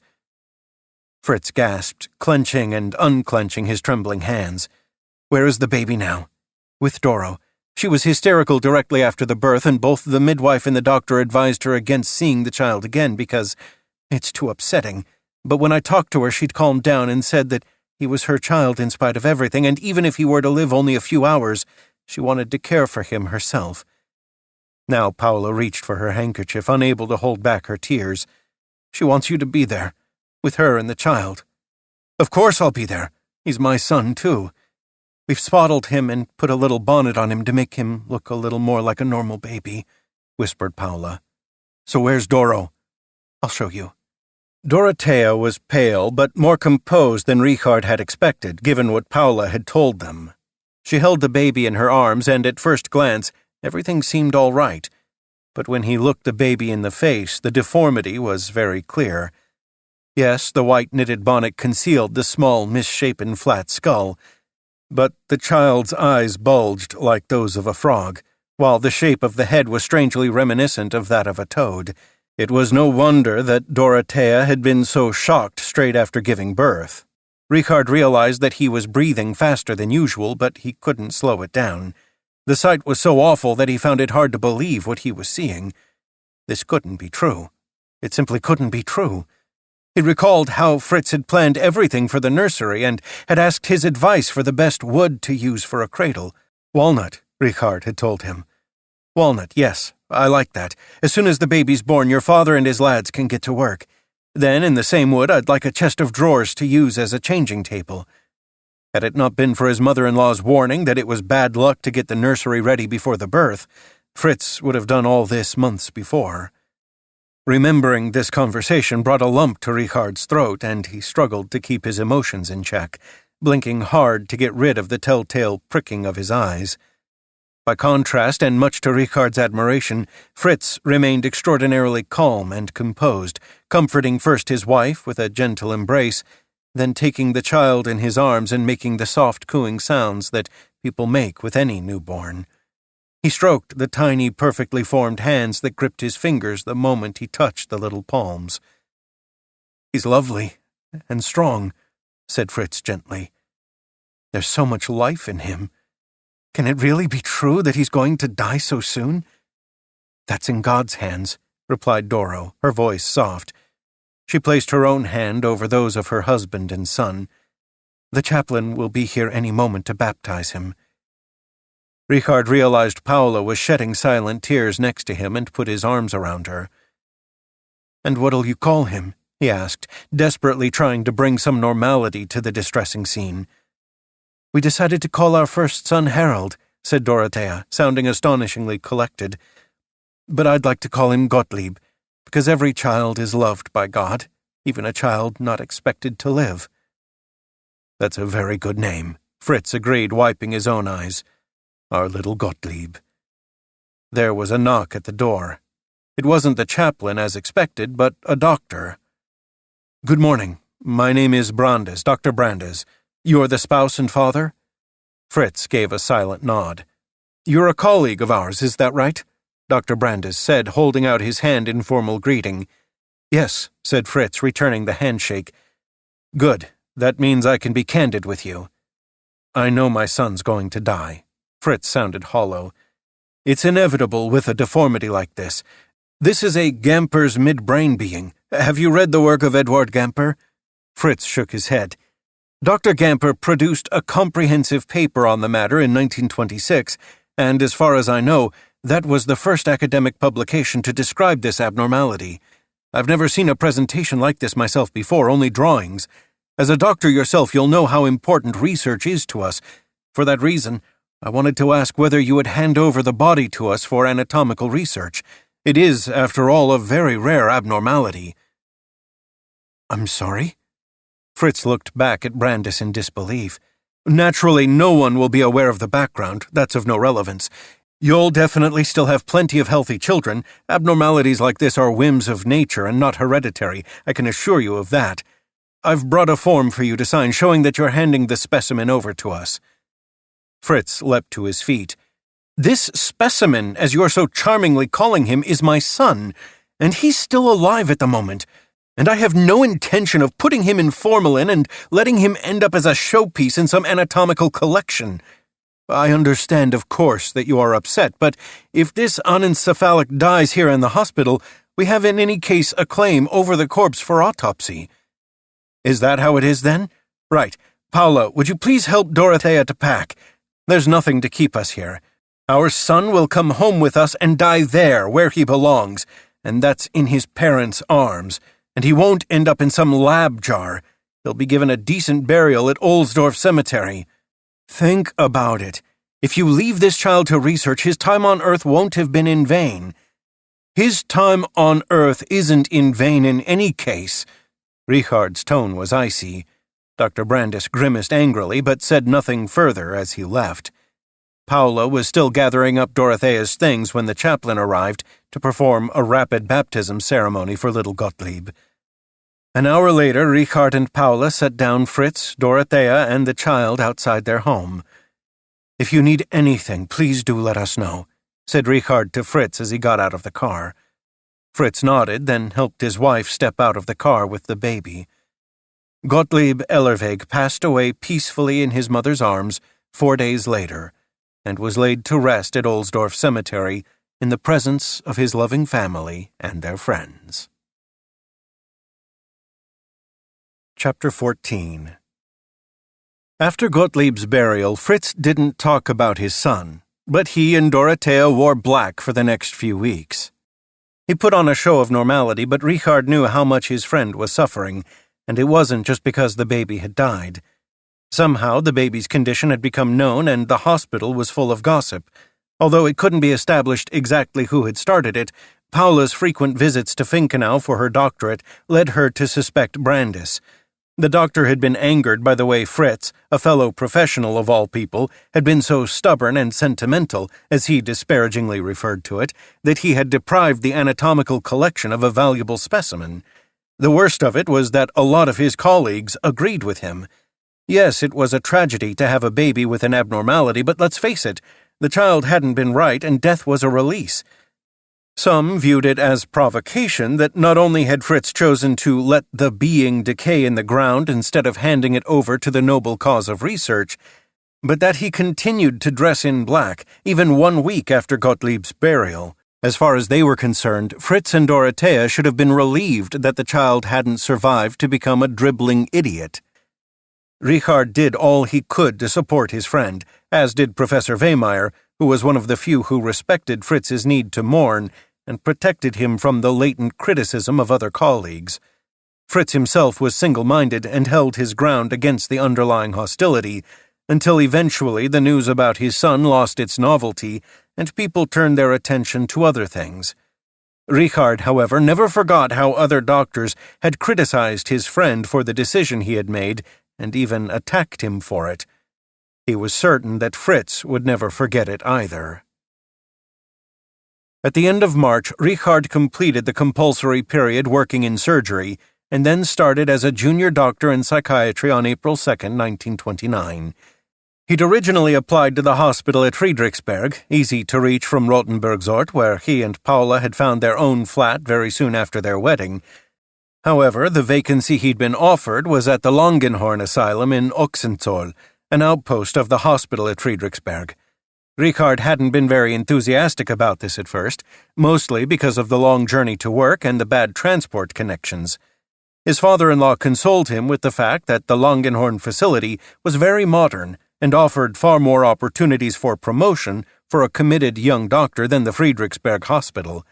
And as Richard had a car, the 23-kilometer drive was not an insurmountable obstacle. On his first day, Richard reported to the lead consultant, Dr. Sierau, and was immediately impressed with the place. "You won't find any caged beds and straitjackets here now," Dr. Sierau had explained. "Last year we managed at long last to put an almost complete end to those archaic modes of treatment, and we now treat all our patients with understanding and care. The switch to new methods was hard, and the first few nights were both disturbing and disturbed, but it took only a few days for most of our patients to adjust to the new ways of doing things. Now they conduct themselves as calmly as before, but without the old means of enforcement. They're quite easy to deal with and less prone to violent and destructive behavior." Dr. Sierau looked through Richard's references. "I can see you completed your doctorate on different treatment methods for the mentally ill, Dr. Helmer. You would be a real benefit to our secure unit. Make yourself known to Kurt Hansen, the senior nurse there, a very experienced man who will be able to tell you a great deal, as will Dr. Morgenstern, the senior consultant and a genuine supporter of our new approach to caring for the insane." The pathway to the secure unit took Richard diagonally across the grounds, and his first impression was of the sheer size of the whole estate. It was a village in itself. It boasted fields of vegetables, orchards full of fruit trees, some livestock, as well as its own church to cater for the patient's spiritual health. The patients themselves lived in small pavilion-style buildings which were run along the lines of an open country house, albeit fitted with the necessary security measures. The secure unit where Richard was to work was surrounded by a high wall and bars had been fitted to the windows. Kurt Hansen was a fatherly man in his mid-40s with a bit of a paunch and nerves of steel, and Richard found him immediately likable. "It's like raising children," he commented as he took Richard around the building.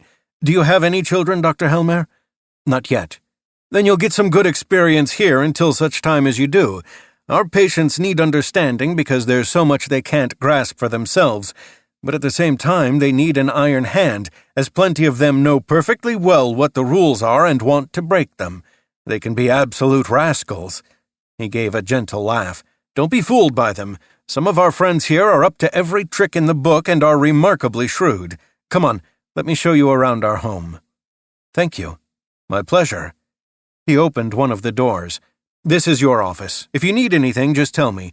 As you can see, you even have your own telephone." Kurt Hansen gestured towards the dark wooden desk, the gleaming new device ready and waiting. "Our senior consultant is very proud that every doctor has his own telephone." "Well, I hadn't expected that. My wife and I are still waiting for our own line to be put in at home. We should be getting one in a couple of months' time." Richard hung up his coat and put on the white coat that had been left out for him, then followed the nurse through the unit.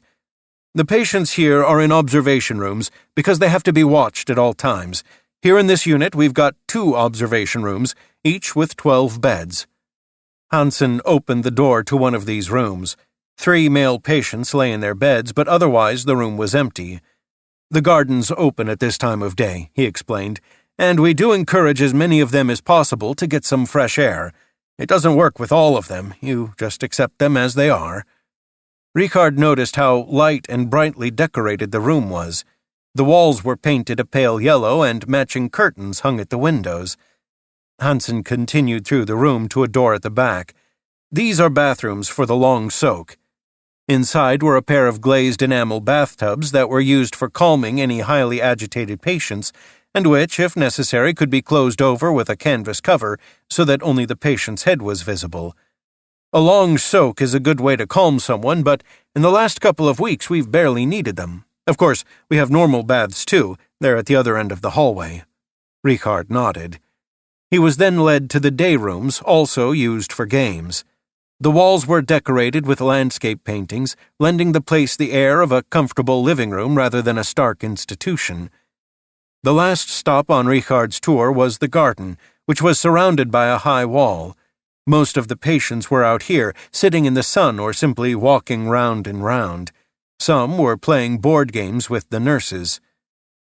"It's got the feel of a sanatorium, don't you think?" Richard nodded again. "Very peaceful," he said. "We try to build relationships with the patients, but it's always precarious. Eventually, the plan is to transfer them to supervised living in the open country houses when they're ready. But don't go thinking it's always like the first days of spring around here. It gets pretty wild at times, and that's when we really have to roll our sleeves up and get stuck in." "I'm not afraid of that," said Richard. "Nor should you be. That's not for top brass like you. That's work for the foot soldiers," Kurt Hansen said with a good-natured smile. Richard learned a lot about himself in those early weeks. He had approached his work full of ideals, driven on by his determination that no patient should ever suffer the pain his brother Georg had endured. The humane approach and the widespread rejection of restraint in Langenhorn fitted well with his vision for modern psychiatry. A young schizophrenic called Herbert suffered from an advanced form of dementia praecox at the age of 21, reminded Richard of his brother, although he bore no particular resemblance to Georg. Perhaps it was because of his helpless expression and agitation whenever he didn't understand what was happening around him. Richard didn't quite know why, but he felt sure he could work with Herbert and help him reach a degree of stability that would allow him to move into one of the open houses and take up a useful occupation. Kurt Hansen repeatedly warned him that Herbert would only take advantage of this goodwill and eventually break any promises made, but Richard was unwavering in his opinion. From then on, he gave Herbert plenty of attention, and one day took him for a walk through the grounds to show him the herd of dairy cattle. His face, trusting and childlike, Herbert followed him, pointing at the rhododendrons in bloom along the main pathways and looking pleased when they met other people. They reached the cows just at milking time, and an elderly man with Down syndrome gave Herbert a slightly clumsy explanation of how to do the milking. Herbert was quickly fired up and wanted to have a go straight away. Richard had no objection and was surprised to see how deft the young schizophrenic could be. "I'd like to do that all the time," he said to Richard on the way back. "May I try it again?" "We'll see," said Richard, finding it hard to quash the young man's enthusiasm. Once they were back, he spoke to Kurt Hansen and asked what conditions had to be met by inmates before they could live in an open house and work on the land. "You really want to do that for Herbert?" Hansen was skeptical. "Nothing'll come of it. Today he'll think it's wonderful, but tomorrow he'll lose all interest and make a run for it, get drunk somewhere and get into trouble." "Have we tried?" "Last autumn he was sent out to help with the harvest. It didn't go well. He kept it up for 2 days, then cleared off and the police brought him back. Dr. Morgenstern thinks it's too soon to try it again. The lad's too hot-headed."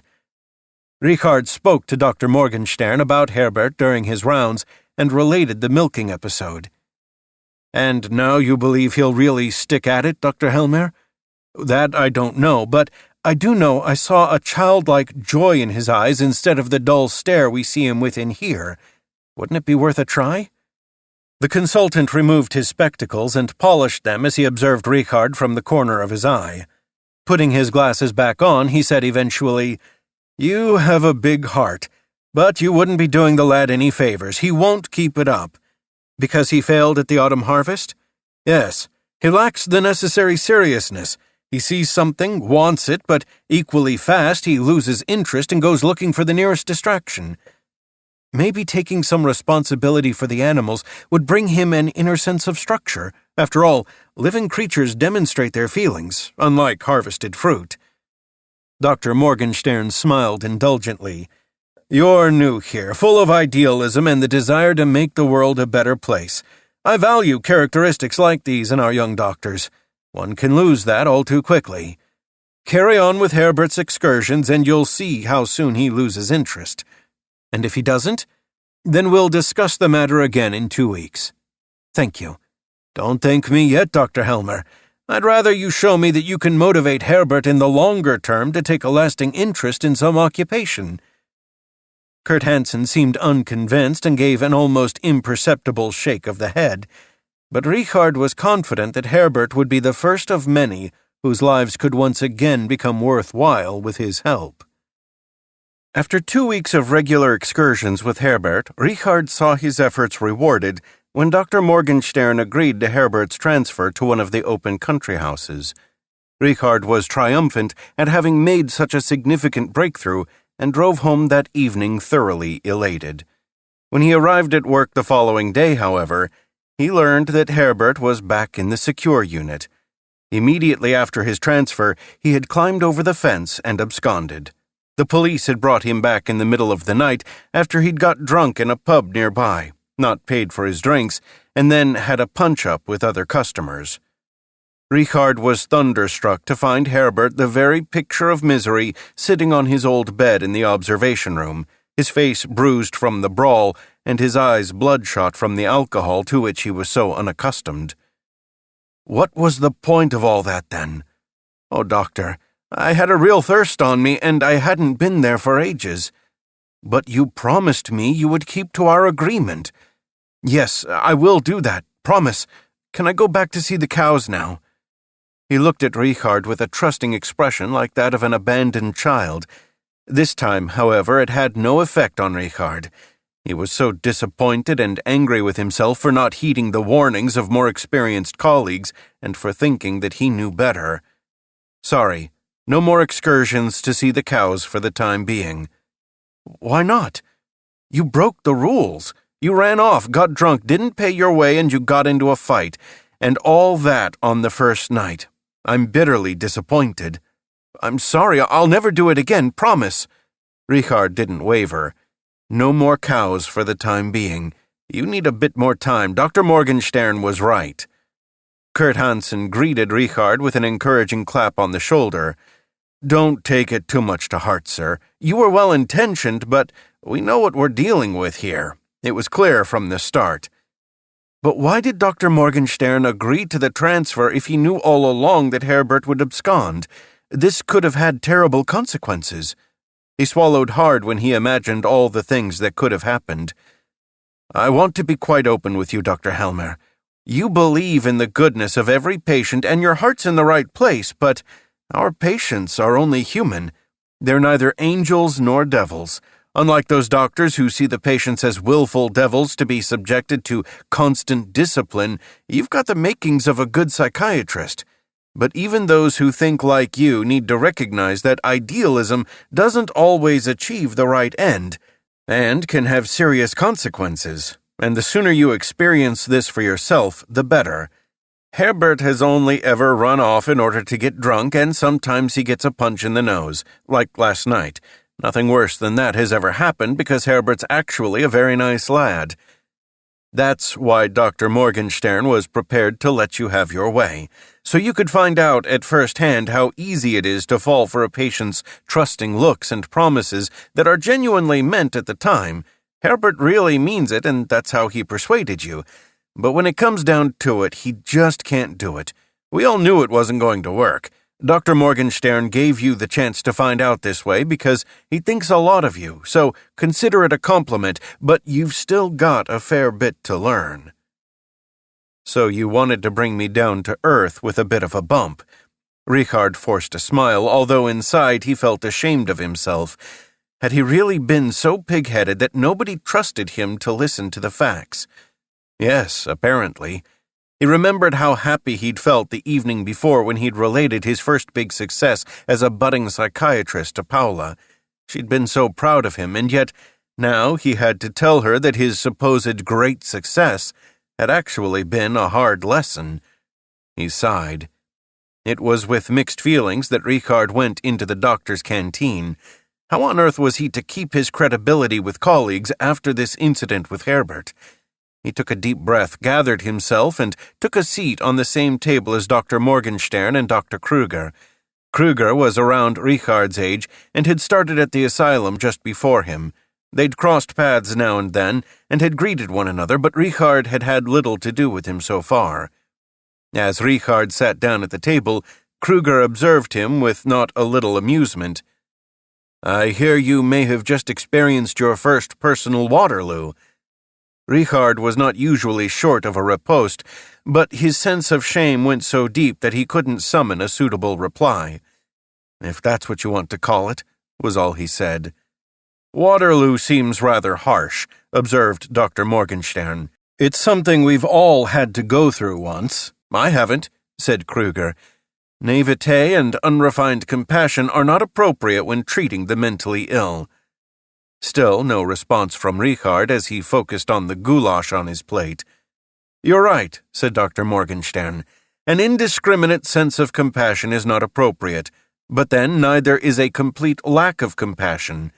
What the former has in excess, the latter is woefully lacking, and learning to balance these out is part and parcel of our professional development."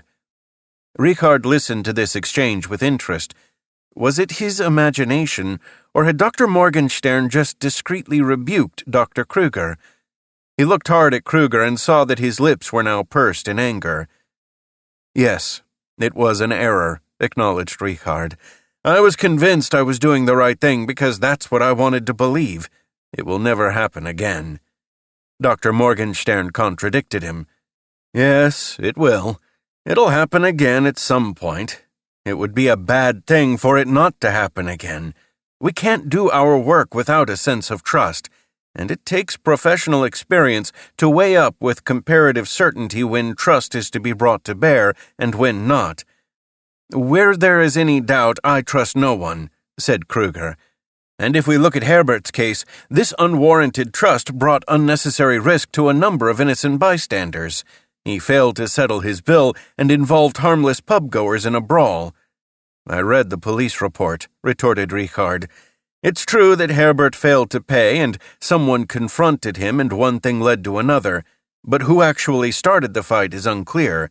These so-called harmless pub-goers were not the ones who reported him, which makes me suspect that they themselves started the fight. The fact is that this would never have occurred had you not been taken in by this lunatic. Yes, you're right, and I'm extremely sorry, but I can't undo what's happened. I can only try to do better in future." Richard's admission merely irritated Kruger, while Dr. Morgenstern gave a little smile. Chapter 15. Over the next few months, Richard became increasingly confident in dealing with his patients. At the same time, he developed a strong aversion to his colleague Kruger, who considered it a waste of time trying to understand the minds of the mentally ill, and simply responded to any bad behavior with disciplinary measures. Richard quickly realized that Dr. Morgenstern also viewed Kruger's approach with some skepticism, but Kruger did not let this bother him and threw his energy into making his mark with the success that his methods undoubtedly showed. For a while, Richard was tempted to wage a quiet war against him, but decided against it. He would rather expend his energy on his patients than on feuds of that kind. The men in the secure unit were often bored, so Richard put his mind to the idea of establishing some simple forms of work on the wards, rather like in prison, where men would make paper bags with glue and paper. He put forward his idea to Kurt Hansen, who had no objections at all, so together they started to plan. 1 week later, they had a concrete proposal to put to Dr. Morgenstern. Every morning for 3 hours, the games room on the ward would now be turned into a workroom. Soon, a good proportion of the men were busy sticking the bags with an unexpected enthusiasm, but the disadvantage was that patients who were not able to work with that level of concentration felt excluded. Richard couldn't think what to offer these men as an alternative until one evening when he was talking it over with Paula, she reminded him of Professor Haberman's lecture, where they'd met. How about letting them draw pictures? If the psychiatrists in Heidelberg can do it, so can you. I don't think Kurt will be too keen. The paint would make a horrible mess on the ward. Yes, but you don't need to give them ink or watercolors. What about colored pencils or wax crayons? That's a real possibility. Richard was grateful for the idea and spoke to Kurt Hansen the very next day. Convinced by Richard's infectious enthusiasm, Kurt made arrangements to bring in all the necessary materials. Wax crayons turned out to be too expensive, and the patients could do a fair bit of mischief with them, so Hansen went for colored pencils. Dr. Morgenstern and the senior consultant, Dr. Zirau, were quite taken with Richard's commitment and urged colleagues to take a look at what he'd managed to achieve in such a short time. Even Kruger, never one to stray into the secure unit, was among the visitors. Making paper bags isn't a bad idea in itself, he said, but handing the mentally ill high-quality paper and expensive pencils only to have them ruined— here he held up a pencil that had been snapped in half and then sharpened at both ends— doesn't seem particularly productive to me. Do you actually believe the world has been waiting for scrawls like these? The French are earning a lot of money at the moment with work by the Cubists, you know, so I thought our patients could do a bit of Cubist work too. Why should people spend a lot of money on paintings by some Frenchman when German pieces of work can be acquired instead, especially if the pictures are painted by men who can't do anything else, freeing up the more productive chaps so they can work? And as we're more efficient, the art dealers will bite our hands off, you mark my words. Kruger looked at Richard with a mixture of irritation and anger. You're not serious, surely? Richard laughed. And you have no idea about art, surely? Do you really believe someone will buy this scrawl? No, which is why I said you have no idea about art, otherwise you'd have known I was being ironic. This project is a total waste of time and money. Nothing that brings people joy is wasted. You can't put a price on joy and happiness. Kruger harumphed with disdain, then left. At the beginning of September 1929, Richard's father invited his son, together with Paula and her father, to meet him at home. He said it was to discuss urgent business. It was different from the usual family gathering, as this time it was Margit's husband, Holger, who had called everyone together. He addressed the group. As you all know, I keep a close eye on the economic situation worldwide. There are a few things I've noticed. The stock markets have been rumbling for a good year. The fact that we were able to give you the car for your wedding was a result of that. Its original owner had made a few miscalculations and had to sell it off at less than its value, but I fear this is only the beginning. At the New York Stock Exchange, rates are constantly falling. It's all going to go belly up at some point, I'm pretty sure of that. As soon as that happens, the Americans will call in their war loans to the English and the French, who will in turn have to recoup their losses by demanding the Versailles reparations from us in order to pay off their own debts. We could make repayments only through new loans, but if the banks fail, then there can be no loans. Everything will collapse, and we'll have another 1923. Cash won't be worth the paper it's printed on. Richard cut in here. But what about the Young Plan that's being negotiated in France at the moment? That's likely to fix the debt repayment, isn't it? Even if it does mean the debt won't be paid off until I'm 87. His tone was bitter. I wouldn't count on that, replied Holger. As I said, it's very like the situation back in 1923, and we must see to it that we make sensible investments in case inflation returns. What do you suggest? Asked Paula's father. Before the last period of inflation, we bought that large piece of forestry land beyond the city boundary. That's what's now supplying us with our wood. We've made no losses to speak of and have come through the hard times unscathed. Land always holds its value. On top of that, it means we always have the raw material for our work. I've noticed that the woodland next to ours is for sale. The current owner can't afford the land tax anymore. I'd like us to make the purchase, but we don't have enough liquid assets. Wilhelm, I wanted to ask whether you would contribute as our business partner, you might say. Then we can make use of the wood ourselves or sell it, or rent out the land. The advantage is that woodland holds its value. Unlike property, there's no rental bond to pay and trees don't deteriorate. The longer they stay standing, the more valuable they are. Holger smiled at the thought. And how much would I need to put in? We're short of 7,000 marks. That's a tidy sum. How much time have I got to think about it? We've got a week. Richard could see his father-in-law doing the sums in his head. All right then, said Dr. Engelhardt after a while. I'm with you, provided my name appears in the land registry as a stakeholder. Consider it done, said Richard's father. That'll apply both to the registration and the valuation of the wood. There are only two safe investments at the moment, land and precious metals. I'd always go for land. At least it can't be stolen. At worst, they can impose state levies like forced mortgages, as they did during the last inflationary period. But we would still have the land, added Dr. Engelhardt. Holger nodded in full agreement. And that's why we're buying 73 hectares at 316 marks per hectare. In an emergency, we could sell enough land to pay off any forced mortgage, if it came to it. Paula's father silently ran through the figures again. So I'm in with about 22 hectares? That's it, said Holger. The owner urgently needs to sell, but I can only push through that price per hectare if we buy all of the land, and on our side we only have 16,000 marks. Only 16,000 marks? Paula's father chuckled quietly. What's that old saying about a trade in hand finds gold in every land? We're doing all right, said Richard's father, but you've always known we're not exactly poor. Certainly, since you suggested the car as a wedding present, conceded Paula's father. As I've said, count me in. Feel free to prepare the papers for me to sign over the next few days and I'll transfer you the money. Less than a month later, after Holger had completed the land purchase, it was clear that he'd once again found a way to get them through hard times. On October 24, 1929, the New York Stock Exchange collapsed, resulting in a severe economic crisis for Germany, too.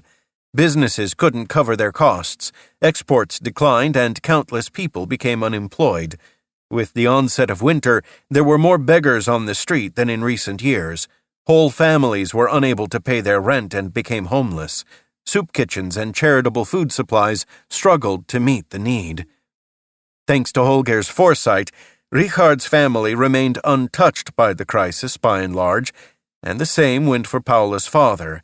In addition, Richard had advised Fritz to spend the cash that he and Dorothea had saved, and so he bought a car, his father adding a couple of hundred to help out. Best way to blow your funds before they're worthless.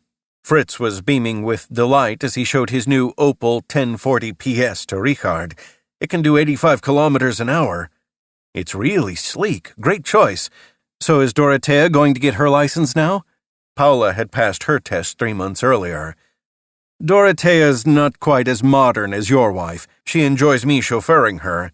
Oh yes, Paula likes that too, but it's important she can drive herself if she has to. In case you want to take a nap next time you go to Italy? Fritz smiled broadly at his friend. Something like that, Richard said, smiling back. Let's hope fuel stays affordable. At least in our line of work, we don't need to worry. Professor Wehmeyer thinks I'll qualify soon as a specialist and can be considered for a senior position if Dr. Winkler feels he's ready to step down next year. You're climbing the ladder fast. It's important to me. I think what convinced Professor Wehmeyer is that night I saved the life of a suicide case. Isn't he in your care now over at the Longenhorn? Oh, you mean Heinrich Ahlers, the one who shot himself in the head after losing all his money in the crash? That's him. It wasn't an easy operation. At one point, we didn't think he was going to pull through. A case like that leaves me wondering if it really was a blessing for him that you're such an outstanding surgeon. He's paralyzed down one side, and his personality has completely changed. I don't think he'll ever move on from the secure unit. Am I supposed to have let him die? No, of course not. I'm just saying how it is. Sometimes modern medicine can be a curse, too. Maybe, conceded Fritz, but I'd do the same again. I'd have clutched at each and every straw available if it had meant saving Gottlieb. Even though he was severely deformed and would never have led a normal life, I don't care what anyone else thinks. This was the first time since Gottlieb's burial that Fritz had spoken his son's name. "If it had been your son, what would you have done? The same as you. I thought you'd know that." Fritz nodded weakly. "Yes, I do." He let out a sigh. "Dorothea's afraid of having another child. She's scared another one could have a similar abnormality. But that's highly improbable." "I know, but the fear's there." "Are you afraid too?" "No. I've made a careful study of academic papers on this malformation. There are no indications of anything hereditary, nor any descriptions of more than one deformity of this type occurring within the same family. But that doesn't change Dorothea's mind about saying no to a second pregnancy." He sighed once more. "So we're getting a dog soon." Richard's jaw dropped. "A dog?" Fritz laughed. "You should see your face. Is that so absurd? As a child substitute? Yes, somehow it is. I'd like a German shepherd, but Dorothea's keen on a dachshund." "So a dachshund it is?" "You know me too well, Richard. But joking aside, Doro just needs more time, and a dachshund's ideal. On the one hand, it'll appeal to Doro's maternal instinct, and on the other, her husband can fool himself into believing he's got a true hunting dog." "You'll be trudging through the woods with the Doxy after foxes, then?" "No, I'll be strolling by the Alster with him and Dorothea. Typical German family. Man, wife, Doxy." They laughed at the picture this conjured up, and Richard was relieved to see his friend hadn't lost his sense of humor, in spite of the tragedy he'd suffered. Meanwhile, the consequences of the economic crisis were making themselves felt in the asylum. Funds were short, and the first casualty was the art therapy in the secure unit. The menus became less interesting, but thanks to their institution's self-sufficiency, they were still more varied than in many other hospitals. The economic crisis was a constant topic of conversation for the doctors and nurses, and not only because of the financial restrictions placed on them. Cases like that of Heinrich Ahlers were no longer the exception, even if most failed suicides were in far better physical shape than he was. The issue of prevented suicide brought controversy to many a medical discussion. Richard and Dr. Morgenstern took the view that every suicide should be prevented because it was not possible to determine at the outset whether the case was a desperate panic reaction or a rational suicide. Dr. Kruger, however, was of the opinion that anyone who had lost everything in the economic crisis and had independently taken stock of his life should neither be prevented from ending it nor be placed on an equal footing with a madman and locked up for the rest of his days. Where would we be if a man were no longer permitted to go down the route of a rational suicide, but instead was forced to live the miserable life of a beggar? This was Kruger over lunch one day in the canteen. Everyone must have the right to decide their own fate. "Yes," said Richard, "but how can we know whether the deed was done after mature consideration? And what's to lose if, after a failed suicide attempt, someone has the opportunity to think about whether there might be other solutions? Like Ahlers, who has turned into a dribbling idiot because his wife didn't have the decency to let him die? Oh, yes, if only he'd had the decency to carry on and face life, instead of taking refuge in death and leaving his family alone with all those debts, it would never have happened," bit back Richard. "Family men who end it because they've lost all their money are irresponsible and cowardly. A decent man in that position doesn't put a bullet in his head, but tries his hardest to find other ways of supporting his family. And in suicide cases, the life insurance companies won't pay out," said Dr. Morgenstern. "Otherwise, I could perhaps understand it as the final loving and caring thing to do. And how on earth does it help the Ahlers when the head of their family is an idiot living permanently in an asylum?" Kruger was still enraged. "Is he supposed to take his idiocy to the fair and appear in the freak show to earn something? He will now cost the nation huge sums of money year after year, and all because a completely senseless operation has preserved the ruin that his life has become." "So who are you blaming now? The wife? The surgeon? Or Ahlers himself for being a bad shot when he put that pistol to his temple?" Richard replied angrily. "Fortunately, cases like Ahlers are rare exceptions. How about looking at Joachim Kleinfeld? His case is the exact opposite of Ahler's. Kleinfeld was another who had lost everything in the crash and then tried to hang himself. His 12-year-old son had found him in the attic and cut him down just in time. Because he wouldn't talk about his suicidal thoughts, he had been placed in the secure unit. Here, Richard had taken particular care of him and in just a few weeks had helped the man get back the courage to face life and his family responsibilities. "Are you going to keep on bringing up Kleinfeld?" "No," said Richard. "I can also bring up Anton Müller, Bernhard Hartwein, and Justus Bergstedt. That gives us a ratio of 4-1. 4 men who managed to find their way back into life because we didn't just let them die. And that's how I measure what I do. It would, of course, have been better for Ahler if he'd died instead of living as he does now, but it would have been even better if we'd really been able to save him, and that was attempted. Hindsight is a wonderful thing." "Are you saying that because the surgeon who saved him is your friend, or do you truly believe it?" Richard stopped short at this. How did Kruger know who'd operated on Ahler's and that the surgeon was his friend? "You seem to have gone into Ahler's case very thoroughly, considering the man is not your patient." "I didn't have to. You find out more than you might think just by reading the relevant professional journals, my dear colleague.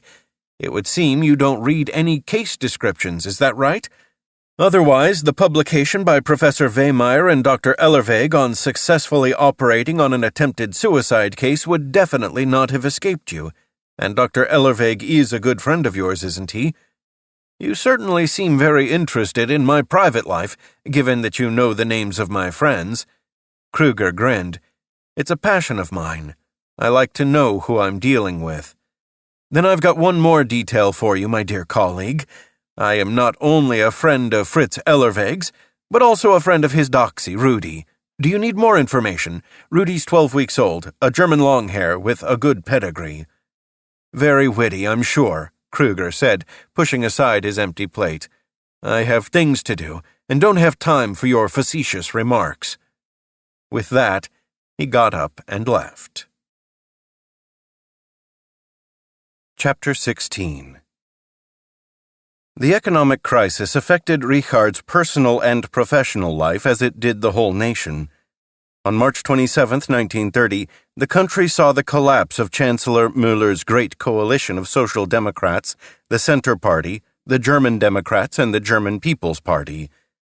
Richard was deeply concerned when Paul von Hindenburg, President of the Republic, decided to appoint Heinrich Brüning, leader of the Centre Party, as Chancellor. Brüning proceeded to form a minority government without the Social Democrats. Opinion in the family was divided.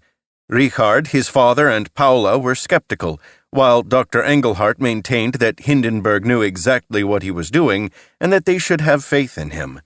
He felt that in the end it was all about forming a bloc in opposition to the communists.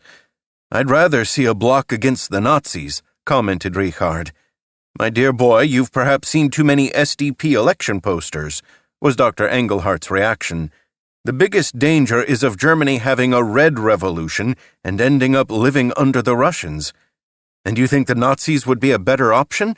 When I hear the way they rant against the Jews, I get so worried about all our Jewish friends and colleagues. Oh, they're all talk. It's all about finding a scapegoat. It won't be as bad as you think." "Leonie sees it rather differently," countered Paula. "And, by the way, so does her father. He's already thinking about picking up with old contacts in Switzerland, in case the situation in Germany gets any worse." "Isaac was always an old pessimist." Dr. Engelhardt made a dismissive gesture, adding, "Just wait a while and it'll come out all right in the end." Richard was ready to disagree, but Paula gently placed her hand on his arm and shook her head. There was no point in getting into an argument with her father when there was nothing any of them could do about it anyway. It was now summer 1930, and Paula completed her doctorate. She set about preparing for her final medical examination, which she was due to take on September 10th later in the year. She passed with ease, although her personal triumph in becoming a qualified woman doctor at last was diluted by the political situation during those few days when everyone was talking about the new parliamentary election to be held on September 14th.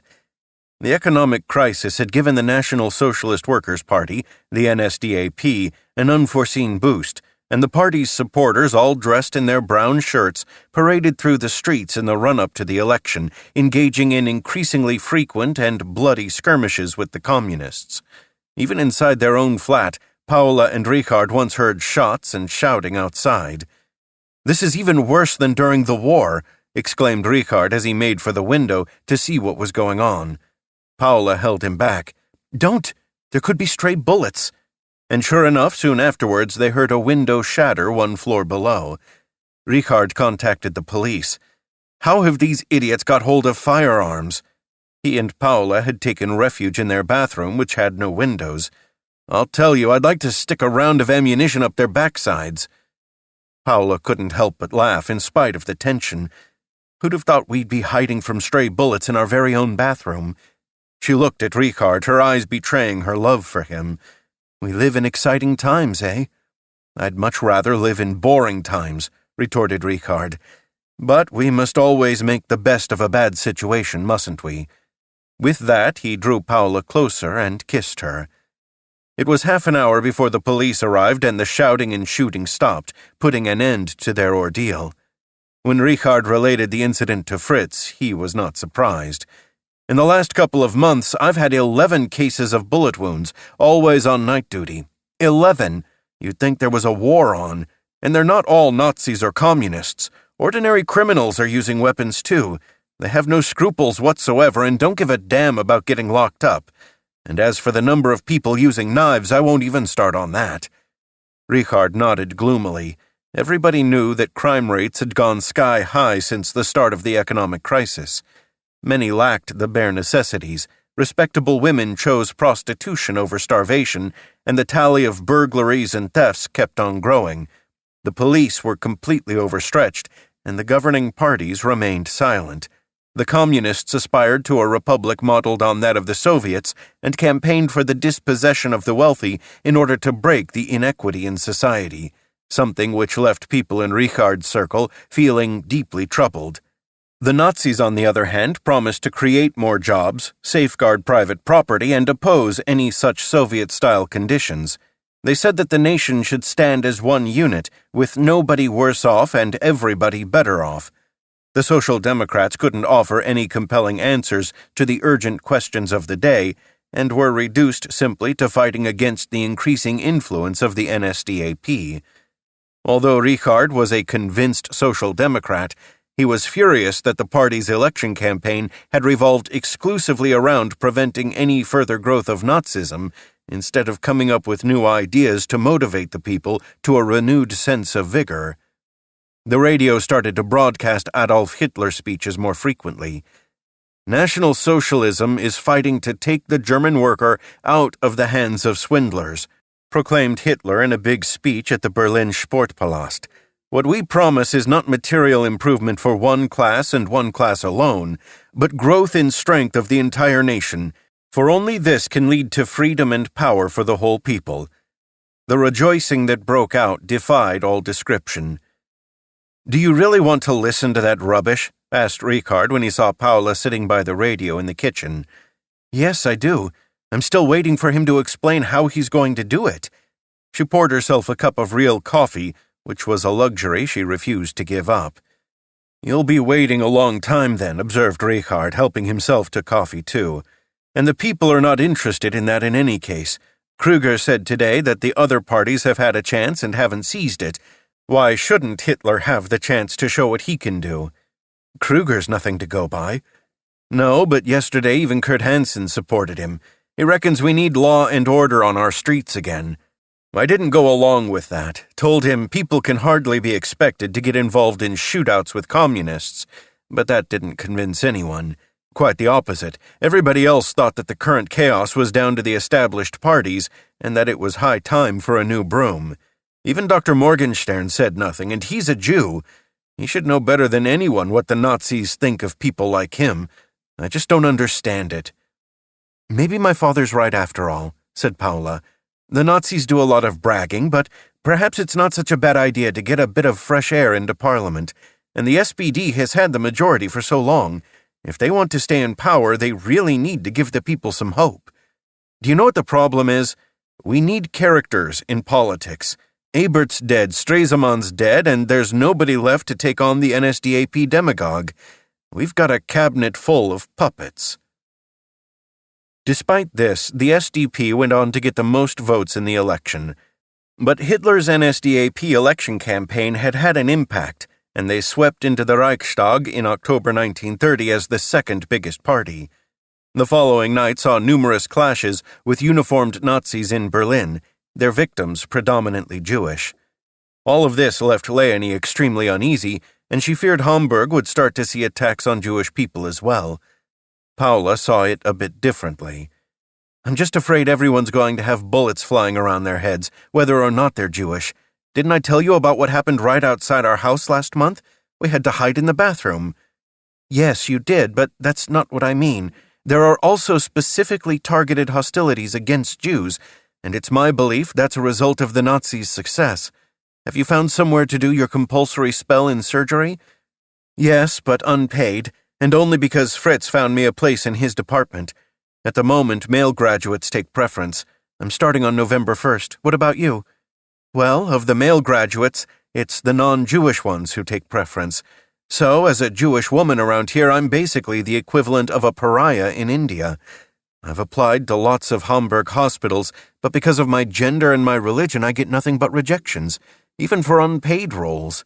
Even the Israeli hospital rejected me, and that's because all the current Jewish doctors are flocking there, and men, of course, take precedence there as well. Leonie's frustration was clear. So then I asked Fritz, and he put in a word for me, but I can't start until May 1st when you finish, and I don't want to wait that long. So my father's managed to find me a post at a small Jewish hospital in Göttingen. When are you starting? On November 1st, like you. So we've still got time to do a few nice things together. And do you know where you want to work when you come back from Göttingen? Still at the Rotenbergsort Children's? Leonie nodded. Yes, and the head there is Jewish, so I don't need to worry. What about you? All rejections up to now. It's mostly because I'm a married woman and my husband has a secure job. She let out a sigh. Men get priority everywhere, supposedly because they have families to feed, even the bachelors. I was once asked if Richard was one of the army of unemployed. I said he wasn't, then was told firmly that I had no right to take a job away from another man, and that I'd do better to concentrate on my innate abilities and have children. I could have scratched his eyes out for saying that. Do ask Dr. Stamm. He's a great admirer of your father, and women get far more recognition in pediatrics than in psychiatry. I'll think about it. Don't think for too long. Some man will snatch the job right from under your nose. And anyway, I'd love to work with you. Paula nodded. In one way, she'd have loved to have been as pragmatic as Leonie, but at the same time she felt angry that her job search was being hampered by the two millstones of her gender and her marital status. That evening she told Richard about the advice Leonie had offered and found him suspiciously enthusiastic.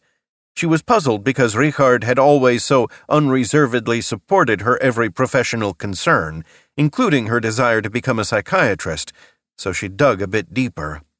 I hate to say it, he began, but I'm afraid you won't get a position in psychiatry. Why on earth not? You said yourself there'd be 2 vacancies in the spring. Yes, there will be, and I've asked Dr. Zirau about them because by then you'll have done your compulsory period in surgery.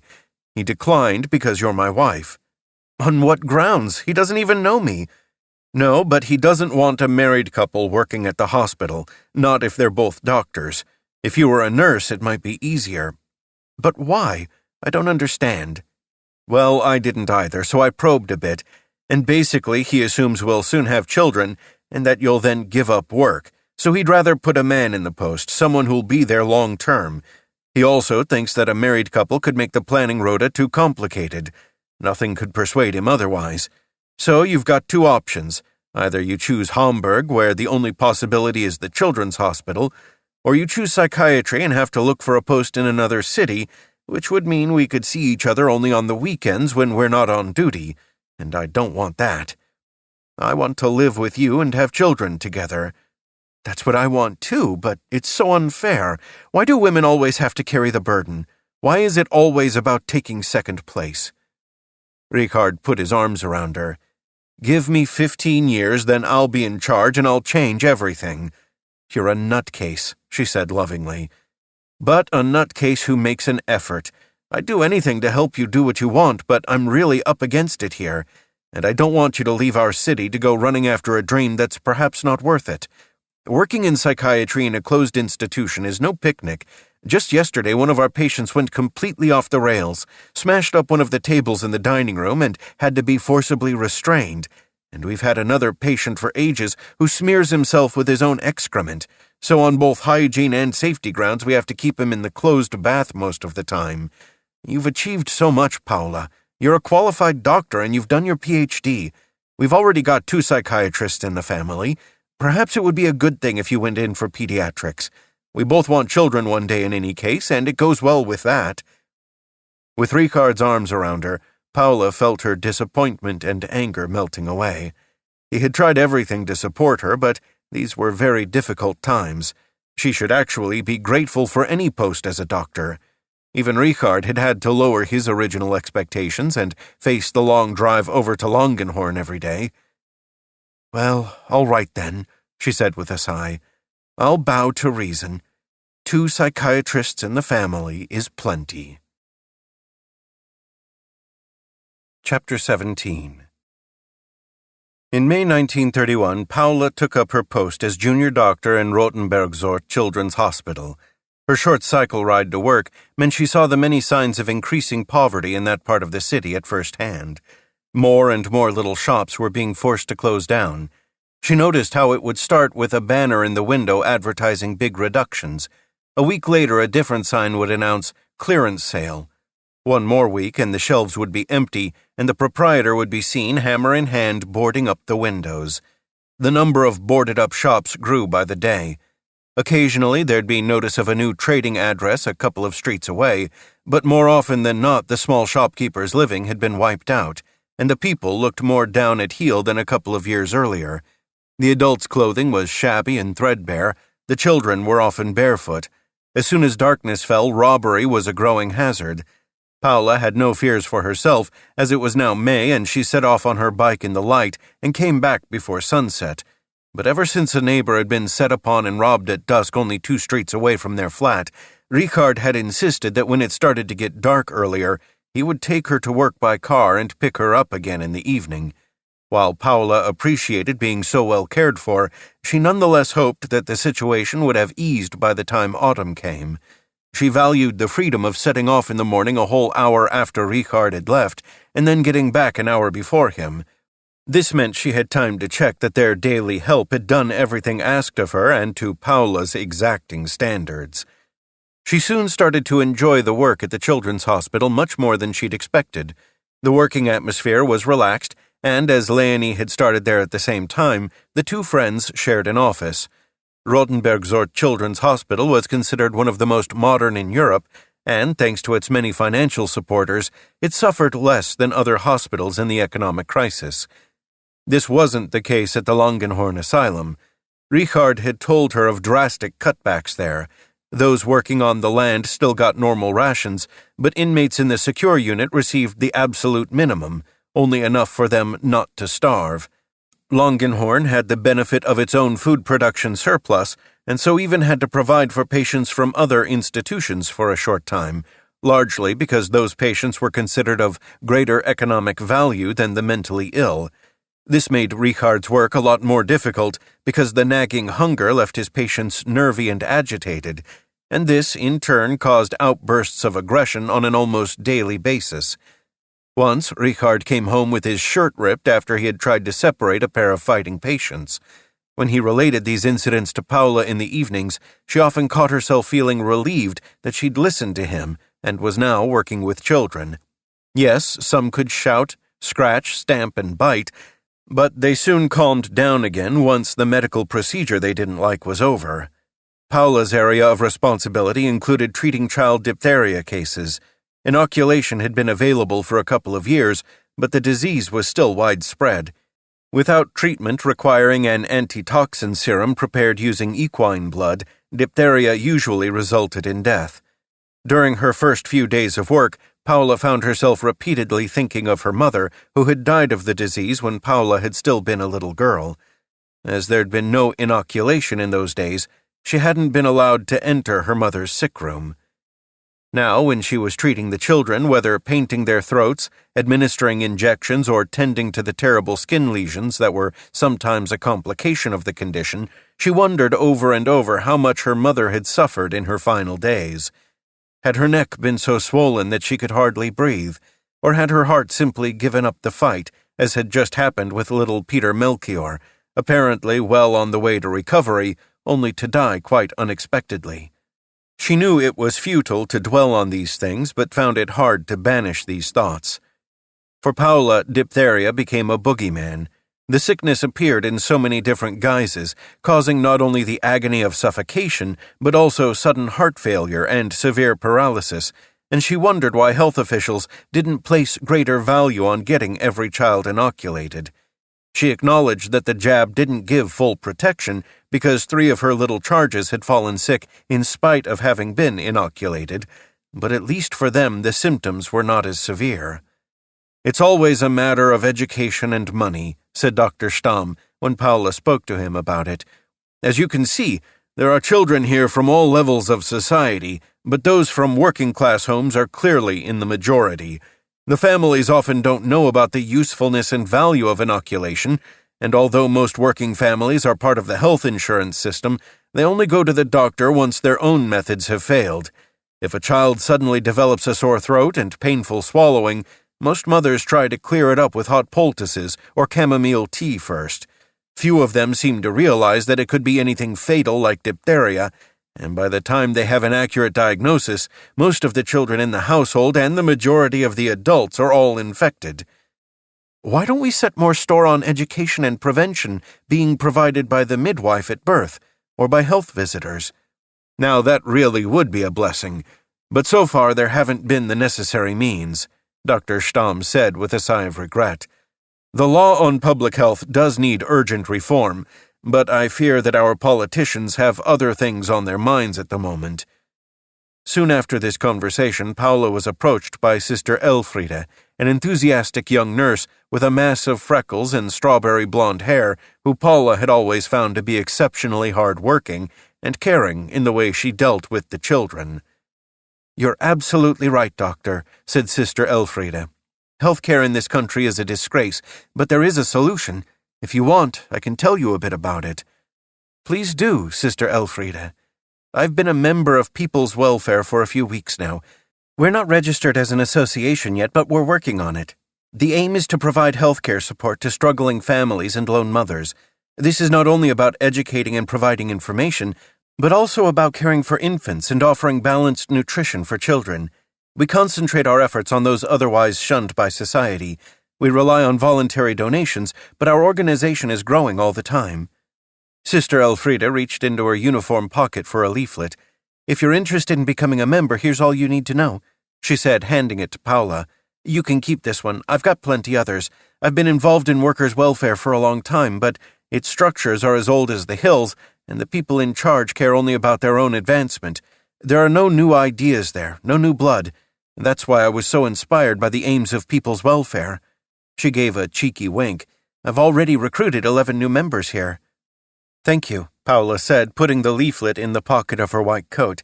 "That sounds like a tremendous opportunity to put help where it's needed." "At last, someone's had a good idea," commented Leonie later when Paula showed her the leaflet. "I notice it's been set up by a private foundation in Berlin, and I think it's time to engage with more of these, instead of pinning our hopes on political parties."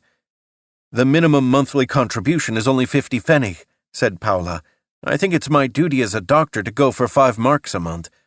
"So you're going to join?" "Yes."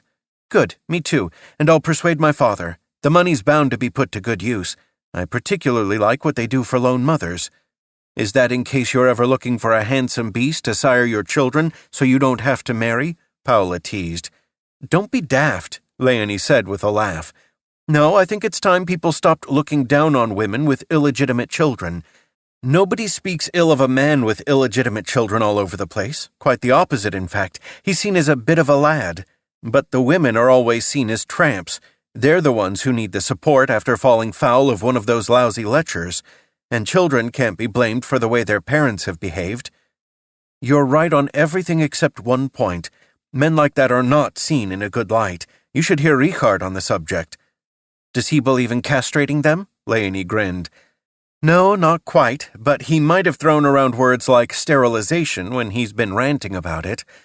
I can just imagine him saying that, said Leonie. It's a shame not all men are like Richard. When Paula showed the leaflet to her husband that evening, he was equally enthusiastic and suggested they jointly donate 10 marks a month. Like Leonie, he thought it a good sign that this was run by a private body with charitable status and no political aim.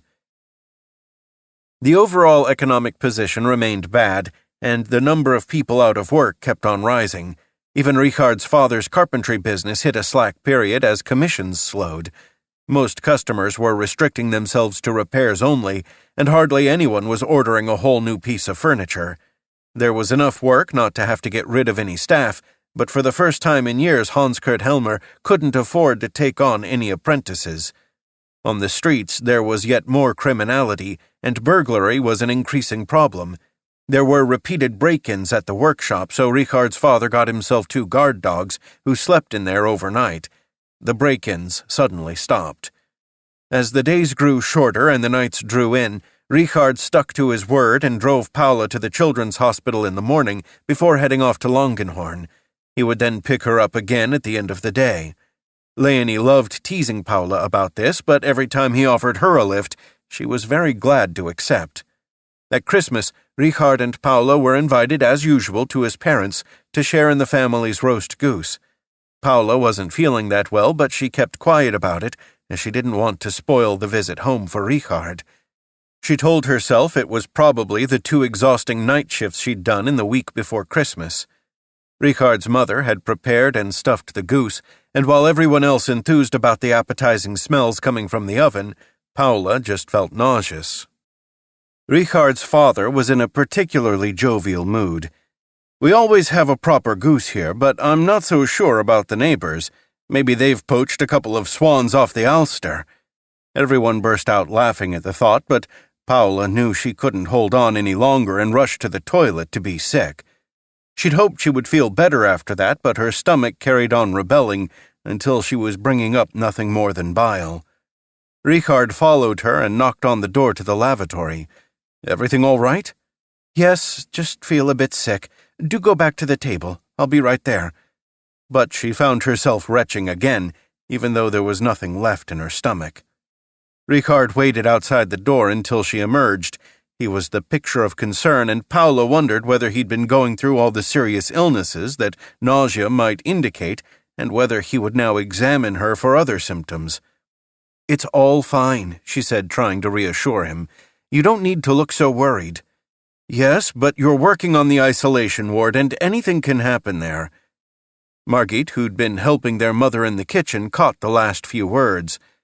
That's just typical of my smart-aleck doctor brother, she said with a smirk. You don't think of the most obvious thing, and as the big expert on birth control, you couldn't possibly admit it. Richard whipped around to face her. What are you on about? Paula stood there, working out when she'd had her last period. I think Margit may be right, she said at last. And about time, too, commented Margit. You've been married for 3 years. She went off, leaving the 2 of them together. Do you really think that's it? Paula nodded. I think I even know when. Do you remember that evening at the little wine bar? And when— Yes, I remember. He cut in and then lowered his voice. Don't go into that here. Margit's eavesdropping knows no limits. Heard that, shouted Margit from the living room. Quod erat demonstrandum, sighed Richard. He put his arms around his wife. I predict we'll be washing nappies next summer instead of heading to the coast. We could always find a resort with a laundry, Paula said, twinkling at him, and somehow the nausea disappeared, leaving her feeling only excitement for the future.